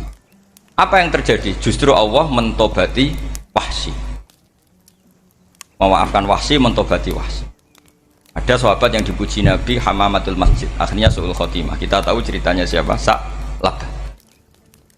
Makanya kata Mbah Mun sering cerita ke saya, banyak orang darani saya itu tidak jelas, kata Mbah Mun, karena saya sama siapa saja baik, sehingga banyak yang nuduh saya itu tidak jelas. Kata beliau, ulama paling jelas ya saya ini, karena masih orisinil, kata beliau. Tapi pakai bahasa Jawa, karena tadi Mbak Idris bilang ada yang MA ya, Madura asli tadi, makanya saya terpaksa bahasa Indonesia tadi. Kata Mbah Mun, ulama paling jelas ya saya, karena saya menyikapi siapa saja baik. Karena di hati saya hanya membaca laisa laka minal amri syai'un aw yatuba alaihim aw yu'adziba. Kenapa kamu memvonis si buruk? Bisa saja nanti baik. Yang sedang baik bisa saja nanti Kalau nasib seseorang nggak jelas, kenapa kamu sikapnya jelas? Nah, ini orang-orang nggak ngaji itu memaksa orang lain jelas. Ini kubu sebelah pasti salah, ini pasti benar. Wong manusia kok dipasti-pastikan gimana? Kita ini tidak nabi. Kalau nabi maksum pasti benar. Kalau sampean apa? Maksum bisa. Jadi ketidakjelasan para ulama ini berdasar konstitusi tadi bahwa itu wilayahnya Allah. Ini penting saya utarakan. Jadi penting sekali. Jadi orang yang sedang fasik sekarang bisa saja nanti tobat. Yang sedang sekarang soleh bisa saja nanti masalah. Hingga Rasulullah tetap mengajarkan ya muqallibal qulub tsabbit qalbi ala dinik. Jadi kalau ngaji itu khatam. Khatam itu begini misalnya ya. Saya pernah ngaji Ihya, belajar Ihya khatam. Bahkan saya punya takrirannya berdasar kitab Ithaf, sarahnya Ihya. Kalau ingin tahu sanadnya sarah Ihya, ya misalnya Gus Idris ini, Idris ngaji Mbah Hamid Pasuruan, ngaji Mbah Dimyati. Mbah Dimyati ini ngaji sama kakaknya Kiai Mahfud Termas. Kiai Mahfud ngaji sama abahnya Kiai Abdullah. Kiai Abdullah ngaji sama abahnya Kiai Abdul Manan. Kiai Abdul Manan ini mulazim terhadap Sayyid Murtado Az-Zabidi. Jadi kalau santri Salafiyah ini ya kira-kira tokoh Sabiah. Karena Mbak Idris Sadisa ya kira-kira sampean itu dari pengarang Ithaf itu baru tokoh berapa? Sabiah, masih keren. Turun pitu. Masih kaya lah. Lah kamu kok miskin? Turun ke wolu katanya kan. Jadi nanti kalau masih keren. Itu sampean ngaji kitab kalau khatam. Saya ulang lagi kalau khatam. Itu memang ada bab-bab di mana ulama itu harus tegas, harus tafrik bainal haqqi wa bainal batil. Oke, itu bagus. Mana yang hak, mana yang batil kita bedakan. Di bab itu bagus. Tapi kalau nanti kamu ngaji bab tawadhu, lihat di Bidayatul Hidayah atau di semua kitab tasawuf, bab tawadhu itu, kalau melihat kamu orang kafir, kamu melihat orang apa? Kafir. Ini aso ma'akufri, ini maksiat wajar dia kafir. Saya ini muslim kok maksiat. Fadam bi akbah, maka dosa saya lebih buruk.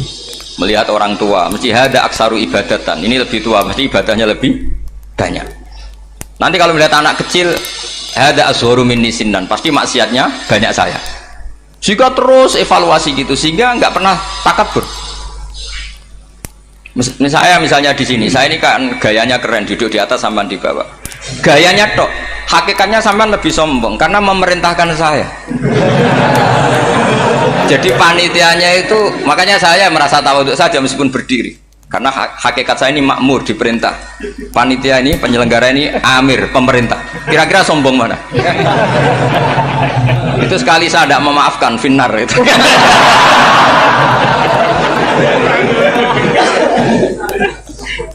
Tapi insya Allah tak maafkan.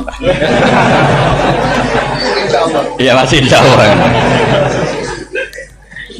Jadi ini penting. Jadi mbok ya orang-orang yang ekstrim tuh mikir keinginan Rasulullah SAW itu umatnya meninggal dalam keadaan baik. Makanya benar tadi, notulen tadi, kalau doa, kalau ingin mandi itu memang harus ada jadabnya. Tapi yang asli loh ya, jangan gaya-gayanan. Ya asli betul, yang nggak khilaf memang asli. Itu ada seorang wali doa di depan Nabi itu begini, ya Allah, saya harus jadi orang soleh. Allah diharuskan itu kan nggak sopan ya. Ya Allah, saya ini harus jadi orang soleh. Kenapa? Sekali saya soleh, maka surroh habibu, yang senang kekasihmu. Sekali saya fasik, maka yang senang musuhmu, yaitu iblis. Tinggal jenengan milih mana, nyenangkan kekasihmu apa nyenangkan musuhmu. Akhirnya dapat aku ya sudah soleh aja soleh ini kok doa kok neror orang ini. Kira-kira gitu. Jadi ya Allah, saya harus jadi orang soleh. Kalau saya jadi orang soleh, surroh habibuk, yang senang kekasihmu. Kalau saya jadi orang fasik, yang senang musuhmu. Sedangkan tinggal milih saja, menyenangkan kekasihmu apa menyenangkan musuhmu. Kira-kira Allah senang mana? Senang menyenangkan. Wah itu doa paling mustajab. Tapi syaratnya harus anti bikolbin dan dari ijazah nggak mandi, itu ijazah nggak mandi. Maka ini tidak saya ijazahkan. Nanti kalau kamu ngalami isak sendiri, ngalami wujdi sendiri, terus ngalami itu, insya Allah makbul. Ini mau gaya-gayanan copy paste nggak diterima itu. Jadi wali-wali dulu itu kalau berdoa itu sederhana, tapi dari hati yang paling dalam. Makanya Nabi Musa itu terkenal, orang paling seenaknya sendiri dan Nabi Musa hubungannya dengan Allah. Tapi sama Allah dimaafkan karena orisinil, tidak bikin-bikin. Rasulullah juga itu, kalau sudah marah itu doanya gitu. Cuma celakanya ditiru Nira Warisman dulu itu. Nabi itu ketika perang Badar itu jelas kalah, nggak mungkin menang, sudah jelas kalah. Nabi hanya 313, orang kafir 1000 dengan perlengkapan apa? Sudah lengkap semua. Setelah perang dilihat itu jelas kalah. Seri awal yang memang kalah betul. Doanya Nabi apa? Allahumma intuhlik hadil isobah lam tu'bad ba'dal yaum. Pun Gusti silahkan bikin kalah, tapi ra ono sing roh najenan pangeran. Pun lairan jenengan dadi pangeran, ora ono sing roh. Enggak ada ibadah. Intuhlik hadil isobah lam tu'bad ba'dal yaum. Kalau engkau menghancurkan kelompok saya ini, jenengan sebagai Tuhan tidak ada yang nyembah lagi. Karena yang nyembah tinggal kelompok kita. Tapi yang ngendikan Nabi, kalau kamu niru tidak bisa. Gak bisa kamu doa, ya Allah saya ini santri salafiyah, kalau saya bodoh menjadi presiden buruk terhadap alumni salafiyah. Gak apa-apa sekali-kali doa gitu. Tapi kata Allah lainnya masih banyak.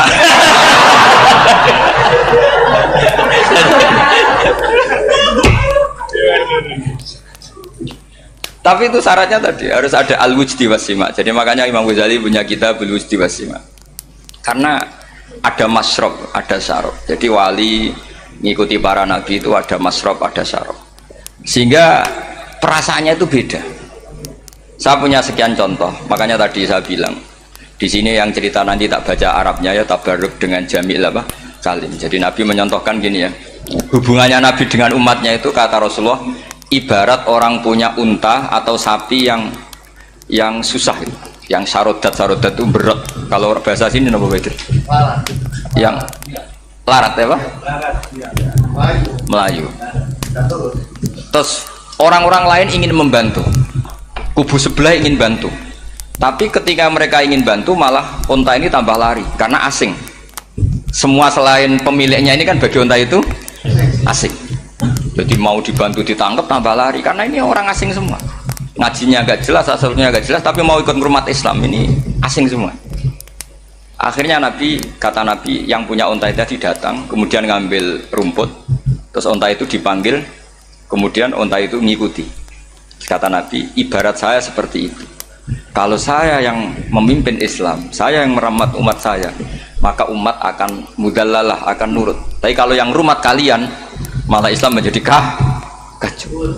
Kenapa menjadi kacau? Karena tadi nyifati Allah saja salah. Orang Islam baik dihukumi kafir hanya karena tahlilan, hanya karena manakiban dihukumi kafir. Sekarang inginnya Nabi orang menjadi muslim apa kafir? Inginnya Nabi orang menjadi muslim apa kafir? Muslim. Lalu gara-gara melakukan perilaku tertentu dihukumi kafir. Iya, ziarah wali songo musyrik, nyekel patok musyrik. Katanya minta sama mayit. Padahal saya andekan jadi mayit itu diziarahi sampean nggak seneng. Nggak senengnya karena ya kadang murid itu jari gurunya ya kurang ajar. Masa gurunya dibilang gini, ya Allah, ingkana musinan fazid fi ihsani, wa ingkana musian fatajawas anhu. Kata gurunya, soleh tenan darani ingkana. Makanya saya tidak suka zaman ziarah ke saya. Kecuali doanya ditasihkan dulu ke saya. Makanya nggak boleh ziarah itu pada Nabi, bisa murtad kan? Coba itu baca di depan Nabi, murtad gak? Ya Allah, kalau ini baik maka gini, kalau buruk. Masa Nabi baiknya ingkana? Lah orang-orang yang menyerang kita kan, itu gak ada zaman sahabat doa seperti itu. Ya mesti gak ada, mana mungkin sahabat baca itu di depan Nabi. Masa Nabi didoain, ya Allah kalau dia baik maka fazid, maka kalau dia buruk, ya gak mungkin. Lah mereka nyerang kita itu gak ada dalam sejarah sahabat. Ya sahabat kok nahlili Nabi itu gak nabi, mau didoain maghfir lahu. Kan ngenyek kanjeng Nabi jadi ngono lahu. Ya mesti saja sahabat gak akan tahlilan. Yang kabudut itu Rasulullah, bahkan diistilahkan kabudut saja salah. Intaqala ila rafiqil ala. Nah kalau sampai harus ditahlili, kalau enggak yang rokok betul. Amalnya pas-pasan, dosanya berkelanjutan. Kondak gimana? Punya tanah warisan yang hasil ngerebut milik orang lain. Kamu sudah mati, dipakai anak cucumu. Ini berkelanjutan enggak dosanya? Berkelanjutan, berseri-seri. Mereka kalau nyerang kita kan sahabat tidak melakukan itu untuk Nabi, ya nggak mungkin lah sahabat mendoakan itu pada Nabi, kan nggak mungkin. Coba kalau kamu jadi mayit, terus kamu gurunya, terus ada murid kamu bilang Allahumma ingkana musinat fazid fi ihsani wa ingkana musian fatajawaz anhu. Mesti kalau kamu bisa bangun. Ya Allah, cong meyakini saya soleh itu masih ingkana. Kalau guru saya soleh, maka kalau guru saya buruk, maka itu kan taklek namanya, Pak. Itu kan kurang ajar. Terus saya tidak pernah doa gitu di depan Muhammad Basuran, tidak pernah. Saya kalau doakan bangun ya tidak pernah gitu. Allahumma ali darajati fil jannah gitu. Saya nggak pernah, ingkana nggak pernah. Karena andekan itu saya juga sama kok. Cuma kalau ada orang doa di bangun gitu ya karena orang lain ya tak biarin. Tapi saya tidak bilang amin, ya biarin aja sudah. Tapi kalau santri sarang nggak usah lah doa ya apa? Ingkana. Masa meyakini solehnya gurunya kok nunggu apa? Ingkana. Ini bukan ijazah, ini marah ini. Jadi pelurusan ini. Saya ulang lagi, ngaji itu harus khatam. Pentingnya khatam tadi, kalau di bab tafriq bainal haqqi wa bainal batin, seakan-akan kubu sebelah ini benar karena tegas. Tapi kitab itu tidak hanya bab itu, juga ada bab tawadhu. Di bab tawadhu itu, misalnya kita melihat orang kafir, ini wajar maksiat kan dia kafir. Masa saya mukmin maksiat? Dan ini kafir bisa saja nanti husnul khotimah, saya muslim bisa saja su'ul khotimah. Jika tetap tawadhu, melihat yang lebih sepuh ini aksaru ibadatan minni, melihat yang kecil asghar berarti aqallu maksiatan minni, sehingga melihatnya itu tawadhu. Jadi kalau di bab tawadhu semuanya orang itu mungkin. Nah di sini Rasulullah SAW mengajarkan, ketika malaikat Jabal bilang, Muhammad, orang yang mendustakan kamu saya tungkepi gunung biar mati semua. Kata Rasulullah, saya berharap keluar dari tubuh mereka min aslabihim, dari keturunan mereka orang-orang sing mukmin. Sudah karuan kafir saja Nabi tidak berhenti berharap. Jangan-jangan nanti keturunannya mukmin, dan itu betul. Kita tahu Abu Lahab punya anak Darroh itu mukminah. Abu Jahal punya anak Ikrimah juga mukmin. Dulu Walid bin Mughirah musuh besarnya Rasulullah punya anak Khalid bin Walid. Sekarang orang-orang yang abangan gak hafal Quran, kadang anaknya hafal Quran. Lewat program PTPQ, kadang ngapal Quran malah anaknya ndak hafal. Makanya kalau pas wisuda sampai bingung, gurunya itu sampai nangis. Kenapa nangis? Ini anaknya orang nggak hafal Quran tak wisuda hafal, saya gurunya ndak hafal kata. Lah kenapa bisa jadi hafid? Karena guru sewaan kata. Itu banyak sekali. Ini penting saya utarakan supaya ekstremitas itu berkurang. Logika-logika yang dibangun ulama itu ngikuti riwayat. Agama itu ngikuti riwayat, bukan sekedar akal. Saya punya contoh ketika kitab Ihya menutup kitabnya, yaitu Imam Ghazali. itu ada 2 orang. Ini di akhir kitab Rojak dan dipakai nutup kitab Ihya sebagai rojaknya Imam Ghazali. Ada 2 orang min ahlin nar dipanggil sama Allah. Ini sekaligus ijazah, kali ini ijazah betul. Yang dipanggil ke surga itu masih muqayyad dan biangkalil jahim, masih muqayyad, masih dibelenggu sama atribut neraka. Terus sama Allah ditanya, piye jong kabarin rokok? Wah syarra makanan Gusti mun rokok jenengan takokno sekarang ra enak jen. Terus kata Allah, ya sudah kamu kembali ke sana karena kamu memang orang fasik. Itu lari, semangat mau ke neraka. Ini ijazah. Semangat disuruh kembali ke neraka itu semangat lari. Allah tanya, loh Jong, kenapa kamu semangat? Ya Allah, saya ini sudah kapok. Dulu ketika di dunia kamu perintah, engkau perintah, saya tidak semangat. Maka kali ini jenengan merintah saya semangat. Karena saya sudah kapok. Setiap engkau perintah saya ada lari semangat ke neraka. Nah barokahnya semangat masuk neraka ini, kata Allah, ya sudah kamu di surga saja. Maka ijazah nanti kalau ada pengumuman silahkan masuk neraka, kamu harus lari sekencang-kencangnya. Karena itu perintah Allah apa? Yang ketika kita di dunia kalau diperintah males-malesan. Kalau kamu diperintah sholat subuh jamaah kan males-malesan. Dan itu menjadi kita masuk neraka. Sebagai kafarah itu ya Allah, karena ini perintah engkau, saya tidak males-malesan lagi. Wis ngebalikin rokok, lari semangat. Allah akhirnya harus dimaafkan. Panggil lagi, sudah di surga saja. Barokahnya semangat masuk neraka. Nah, ini ijazah ini. Ya diterima ya. kok enggak semangat terima ya. Yang kedua enggak. Sudah kamu kembali ke neraka, pelengahan gitu. Enggak semangat. Allah dilihat terus enggak semangat. Kenapa kamu toleh? Ya Allah, saya tidak pernah ngira ketika engkau manggil saya ke surga, kemudian engkau kembalikan lagi ke neraka. Ya sudah di surga saja, barokahnya husnudzon.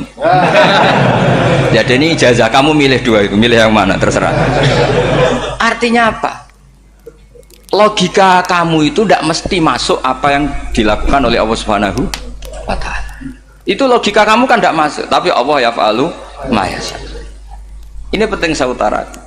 Nah tapi orang-orang ekstrim itu maunya nyifati Allah dengan status yu'adzib, yantakim, Jabbar, Qahar. Sifatnya Allah Ta'ala itu 99. Kenapa apa kamu hanya 1? Jadi tetap saja menghadapi fenomena seperti ini tetap laisa laka minal amri syai'un aw yatuba alaihim aw yu'adzib. Sehingga setahu saya Mbah Mun, Mbah Hamid Pasuruan, guru-guru kita, habaib yang alim-alim itu melihat tamu macam-macam ya dilayani semua. Karena ini ngadepi fenomena sosial yang semuanya tidak jelas. Kalau nggak jelas apa? Ya kita bisanya berharap karena afdolul ibadah itu intidharul farad. Kalau belum Islam sekarang kita harapkan nanti. Kalau bapaknya enggak kita harapkan anaknya. Kalau anaknya belum kita harapkan cucunya. Karena agama ini limangka nayarjuwo hawal yaumal akhir. Agama ini bagi yang terus berpengharapan, bukan bagi yang putus asa. Ini yang penting saya utarakan. Jadi apalagi Allah sudah punya rencana tadi, yang goblok-goblok di pedalaman Dayak bikin masjid, yang pinter-pinter ramen lomba untuk sangu, untuk umroh. Kira-kira memberi sama mendapat pahalanya keren mana? Memberi. Tapi tidak usah jadi goblok. Goblok tidak usah direncanakan, sudah terjadi. Jadi makanya saya bela karena sudah terjadi gitu. Tapi tidak usah direncanakan. Nanti terus wah goblok aja cara Gus Bak gak apa-apa ndak. Sudah kadung, ini cuma kita itu iman ya. Jadi karena yang pinter itu yang jumlahnya tidak banyak. Ini kita bully saja. Karena kamu bully pun tetap mulia kan orang pinter ini. Tapi kalau orang goblok gak dibela habis dia. Yang pinter buat dikritik kayak apa kan tetap mulia kan. Lah yang muji sudah banyak, saya ngeritik saja lah. Ini tidak akan jatuh. Tapi yang goblok ini kan nggak ada yang bela.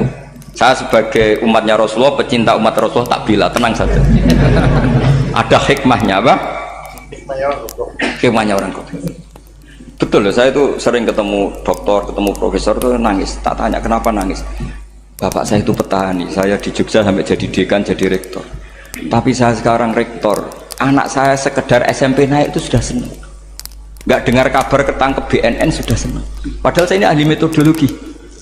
Ternyata pinter bapak saya.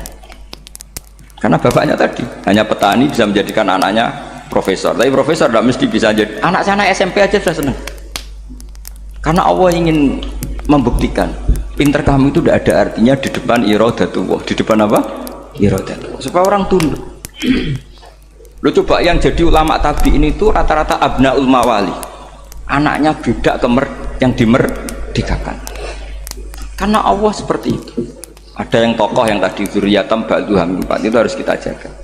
Saya termasuk orang yang ditakdir punya mbah-mbah alim, itu juga harus dijaga. Yang enggak alim peluangnya masih banyak. Banyak sebanyak-banyaknya. Asal tadi lewat jalur sregep, dan kalau bodoh ngaji saya nanti. Tak ajari Rabbana ma khalaqta hadza napa? Karena ayatnya gitu, min dzurriyyati Adam wa mimman hamalna ma'anu wa min dzurriyyati Ibrahim wa Israil. Terus terakhir ditutup wa mimman hadaina wajtabaina. Itu umum. Tidak jalur nasab. Siapa saja yang hadaina wajtabaina. Ini penting saya utarakan, jadi ini sebagai penutup tak baca teks Arabnya supaya kita dapat barokah Jami'ul Kalim. Karena sebarokah-barokahnya bahasa Jawa atau bahasa Indonesia masih barokah bahasa Arab. Cuma kalau tidak saya terjemah dulu, nanti saya baca ini kamu amin amin dikira doa aja sih. Makanya ini diterangkan dulu biar gak korban apa diamini. Karena saya ini pernah Jumatan di satu kampung, imamnya itu sepuh. Imamnya sepuh, khutbah itu gak selesai karena dia gak bisa menyelesaikan sesuai teks di bukunya itu. Yang belakang mantul terus amin amin. Akhirnya Pak Khotib ngadeg lagi, congkurung doa congkurung.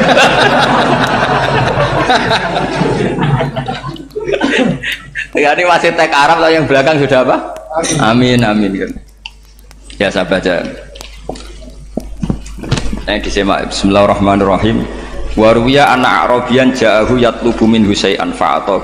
Summa qala ahsantu ilaika. Dikasih sesuatu ya tadi saya contohkan, misalnya dikasih hanya 10.000. Qala al-arabiyullah wala ajmalta, kamu ya belum berbuat baik. Faghadibal muslimun wa qamu ilaihi. Orang-orang Islam marah besar karena Nabi dikomentari la ajmalta, kamu tidak orang baik. Fa asyara ilaihim an kuffu, kata Nabi jangan kamu pukulin. Kalau di Madura sudah tuntas tuh kena celurit itu kalau. Sumakomat, kalau di MA tadi ya, di Madura asli tadi ya. Sudah tuntas. Sumakoma wa dakhala manzilahu. Setelah itu terus arsala ilahi sallallahu alaihi wasallam wa zadahu syai'an. Kemudian Nabi menyuruh dia, ayo masuk rumah, terus ditambahi. Faqala ahsantu ilaika qala na'am fajazakallahu min ahlin wa asyiratin khairan. Setelah ditambah banyak sama Nabi, saya sudah baik sama kamu. Wah, baik kalau sekarang baik. Itu mengatakan baik karena ditambah uang loh. Bukan karena dari nuraninya, karena ditambah uang, ditambah duit. Amplopane ditambahin. Faqala lahu Nabi sallallahu alaihi wasallam, innaka qulta ma qulta wa fi nafsi ashabi min dzalika syai'un. Fa in ahbabta faqul baina aydihim ma qultu baik. Ma qulta baina yadayya hatta yadhaba ma fi sadrihim alaika. Kamu tadi ngomong dan menjadikan sahabat saya tersinggung. Coba sekarang klarifikasi supaya mereka clear apa? Itu menunjukkan klarifikasi itu termasuk wataknya Rasulullah sallallahu alaihi wasallam. Tadi kamu menyinggung saya di depan umum, maka sekarang kamu muji saya juga harus di depan umum supaya clear, supaya mereka tidak punya perasaan macam-macam. Sudah akhirnya qala na'am falamma kana al-ghadu awil asyu ja'a faqala sallallahu alaihi wasallam inna hadzal arabiyya qala ma qala fazidnahu fazama'nahu radiya kadzalik. Qala na'am fajazakallahu min ahlin wa asyiratin khairan. Terus faqala Nabi sallallahu alaihi wasallam, ini penting ya bagi semua dai, bagi semua ustaz.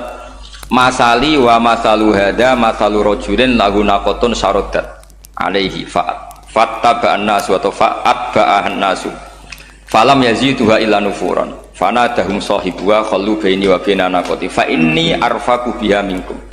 Jadi namanya unta, sapi atau kuda itu lebih terbiasa sama pemiliknya sama orang lain. Sama pemiliknya. Kalau orang lain ikut mantu ketika berat malah tambahlah lari. Sama kiai sama umat itu, kalau kiai kan punya syafaqah sama umat, maka inginnya umatnya dimaafkan.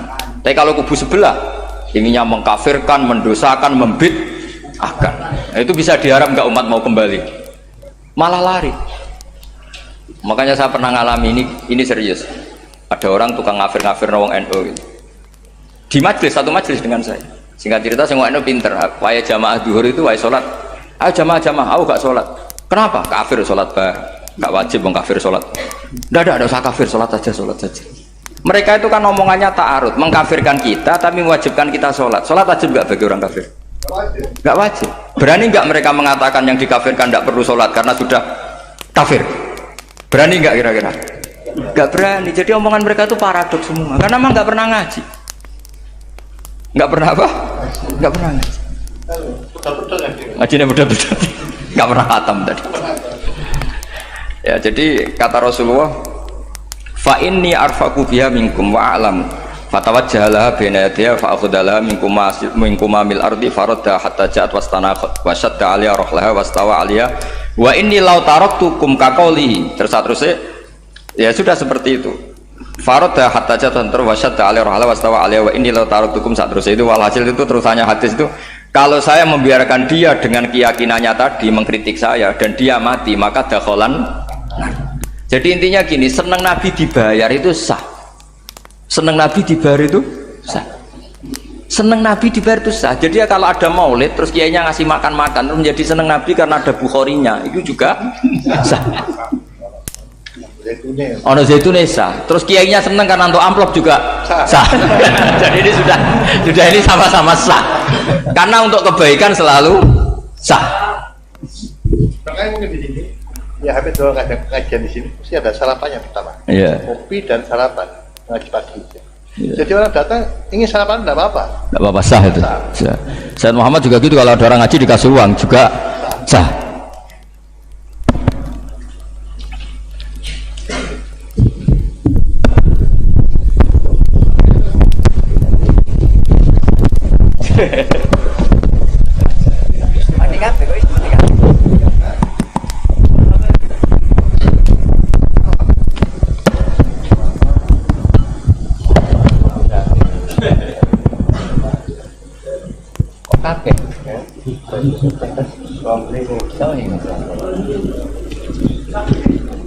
Subhanaka ma khalaqta hadza.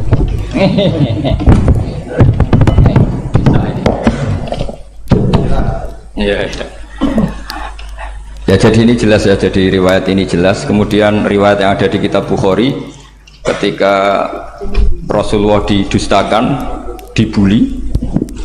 Ini wa ana mahmum ala wajhi falam astafiq illa wa ana biqarni sa'alib, yang di bawah garis itu ada yang di Bukhari. Farafatu rasi fa idzan ana bi sahabatin qad adallatni fa nadartu fa idzan fiha jibril fa nadani faqal inna wa qad sami'a qala qaumika laka wa maraddu 'alaika wa qad basa ilaika malakal jibal litamurahu bima syi'ta fihim fa nadani malakul jibal fa sallama alayhi thumma qala ya Muhammad faqala dzalik bima syi'ta in syi'ta an utbiqa alim al-akhsaban faqala Nabi sallallahu alaihi wasallam bal arju ayyukhrijawahu min aslabihim ma ya'budu wa wahdah la yusyriku bihi syai'an. Jadi Nabi menghadapi yang sedang kafir saja enggak putus asa, bisa saja mereka nanti melahirkan anak-anak yang Islam. Jadi kalau ada kiai menghina orang kafir itu jangan melihat kiai kok pancanan wong kafir, yang benar itu kiai yang penuh harapan sehingga sama orang kafir saja berharap. Tapi sekarang enggak, kiai pancanan wong kafir, kiai kok pancanan wong fasik. Logikanya dibalik, kiai nelateni wong kafir nak menawa anak turune masuk Islam, kiai nelateni wong fasik anak menawa dadi soleh. Logikanya harus seperti itu. Nah, soal perang itu beda. Perang kan mereka sudah menstatuskan diri ingin bunuh kita, tentu kita harus berani untuk mempertahankan diri. Tapi kalau kondisi normal tidak bisa seperti itu. Ini kan kondisi normal. Itu Rasulullah ya nggak boleh, karena tadi bahkan kalau saya pernah ngaji ini di Sidogiri, pernah cerita Rasulullah jejer Nabi Nuh, ada seorang wali pasnya Abu Hasan Asyadili. Siapa Abu Hasan apa? Asyadili mimpi ketemu Rasulullah jejer Nabi Nuh. Kemudian Nabi Nuh itu digojlok sama Rasulullah, kamu pernah maksudkan kaum kamu, bisa saja fi aslabihim atau fi zuhurihim ada nasamatan sing tu'minu billah. Sekarang misalnya begini ya, ini orang kafir, di sini tuh ada gen yang ribuan ila yaumil qiyamah. Bisa saja gen-gen yang sekarang masih di zuhurihim, karena kalau apa gen di lelaki diistilahkan fi zuhurihim, ini saja nasamatan tu'min, nasama yang nanti mukmin. Kalau dia mati kan berarti kamu membunuh calon orang mukmin berikut. Jadi, tapi ya sama. Tapi kalau kamu bilang dibiarkan, bisa saja ini ada nasama sing calon kafir. Berarti kamu membiarkan kekafiran. Nah, di sini hebatnya Allah. Allah bikin Nabi Nuh mewakili istihad potensi kekafiran berlanjut, sehingga beliau bilang wala yalidu illa fajiran kafaro.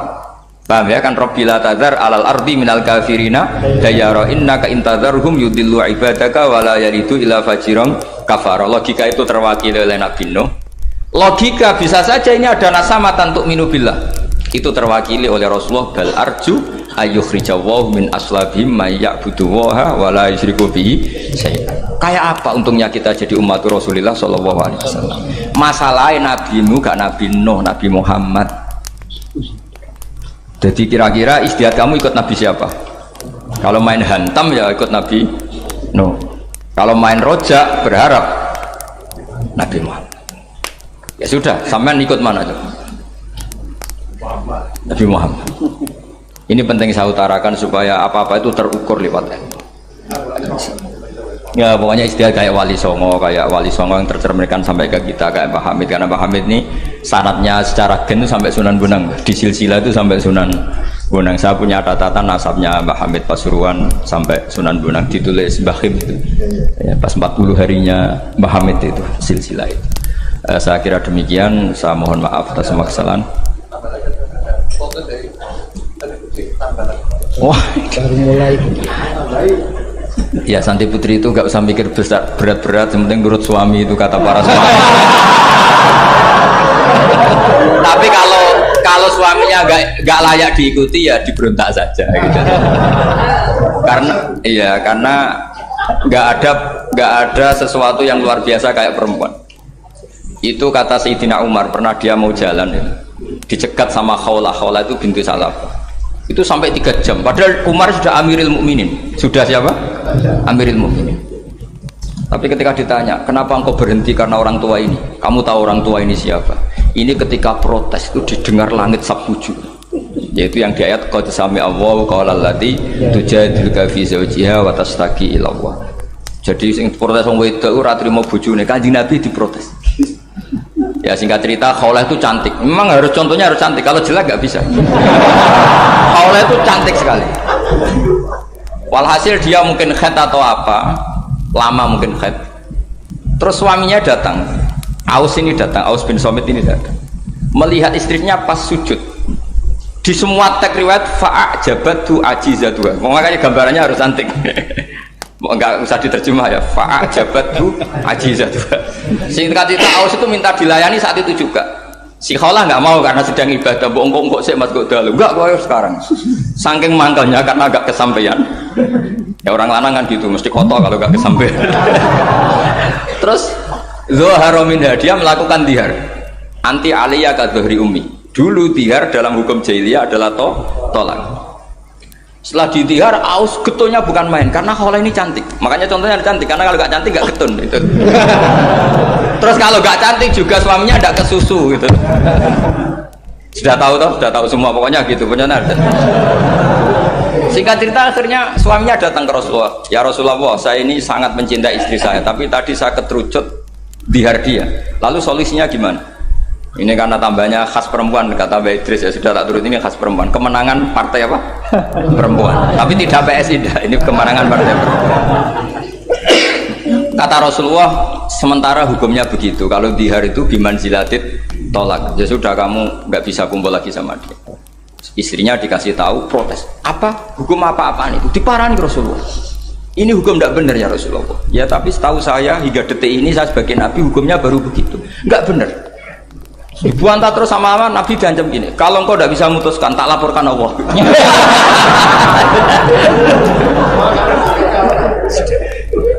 Akhirnya ini pulang sujud sholat lapor sama Allah. Dan ketika lapor sama Allah, ya Allah ini tidak fair. Lapornya tuh jorok sekali. Qad nasartu lahu batni akala syababi wa nasartu lahu batni akala sababi. Muda saya sudah dihabiskan sama suami saya. Wa nasartu lahu batni, tidak usah diterjemah. Tapi ketika saya sudah tidak muda, sekarang saya mau diceraikan lewat apa? Dia. Terus wa innali auladan, saya ini punya anak banyak. Indomam tuhum ilayya jauh. Kalau saya rawat pasti mereka kelaparan. Karena saya miskin, saya seorang perempuan. Tapi wa indomam tuhum ilaihi do'u. Nak tak elokno buah apa mesti ditinggal wayang. Wah kira-kira gitu. Wayang gerutu sendiri. Akhirnya Allah jawab bahwa dihar itu tidak tolak. Demikian telah kita ikuti pengajian untuk hari ini. Semoga berkah barokah bagi kita semua. Amin amin ya rabbal alamin.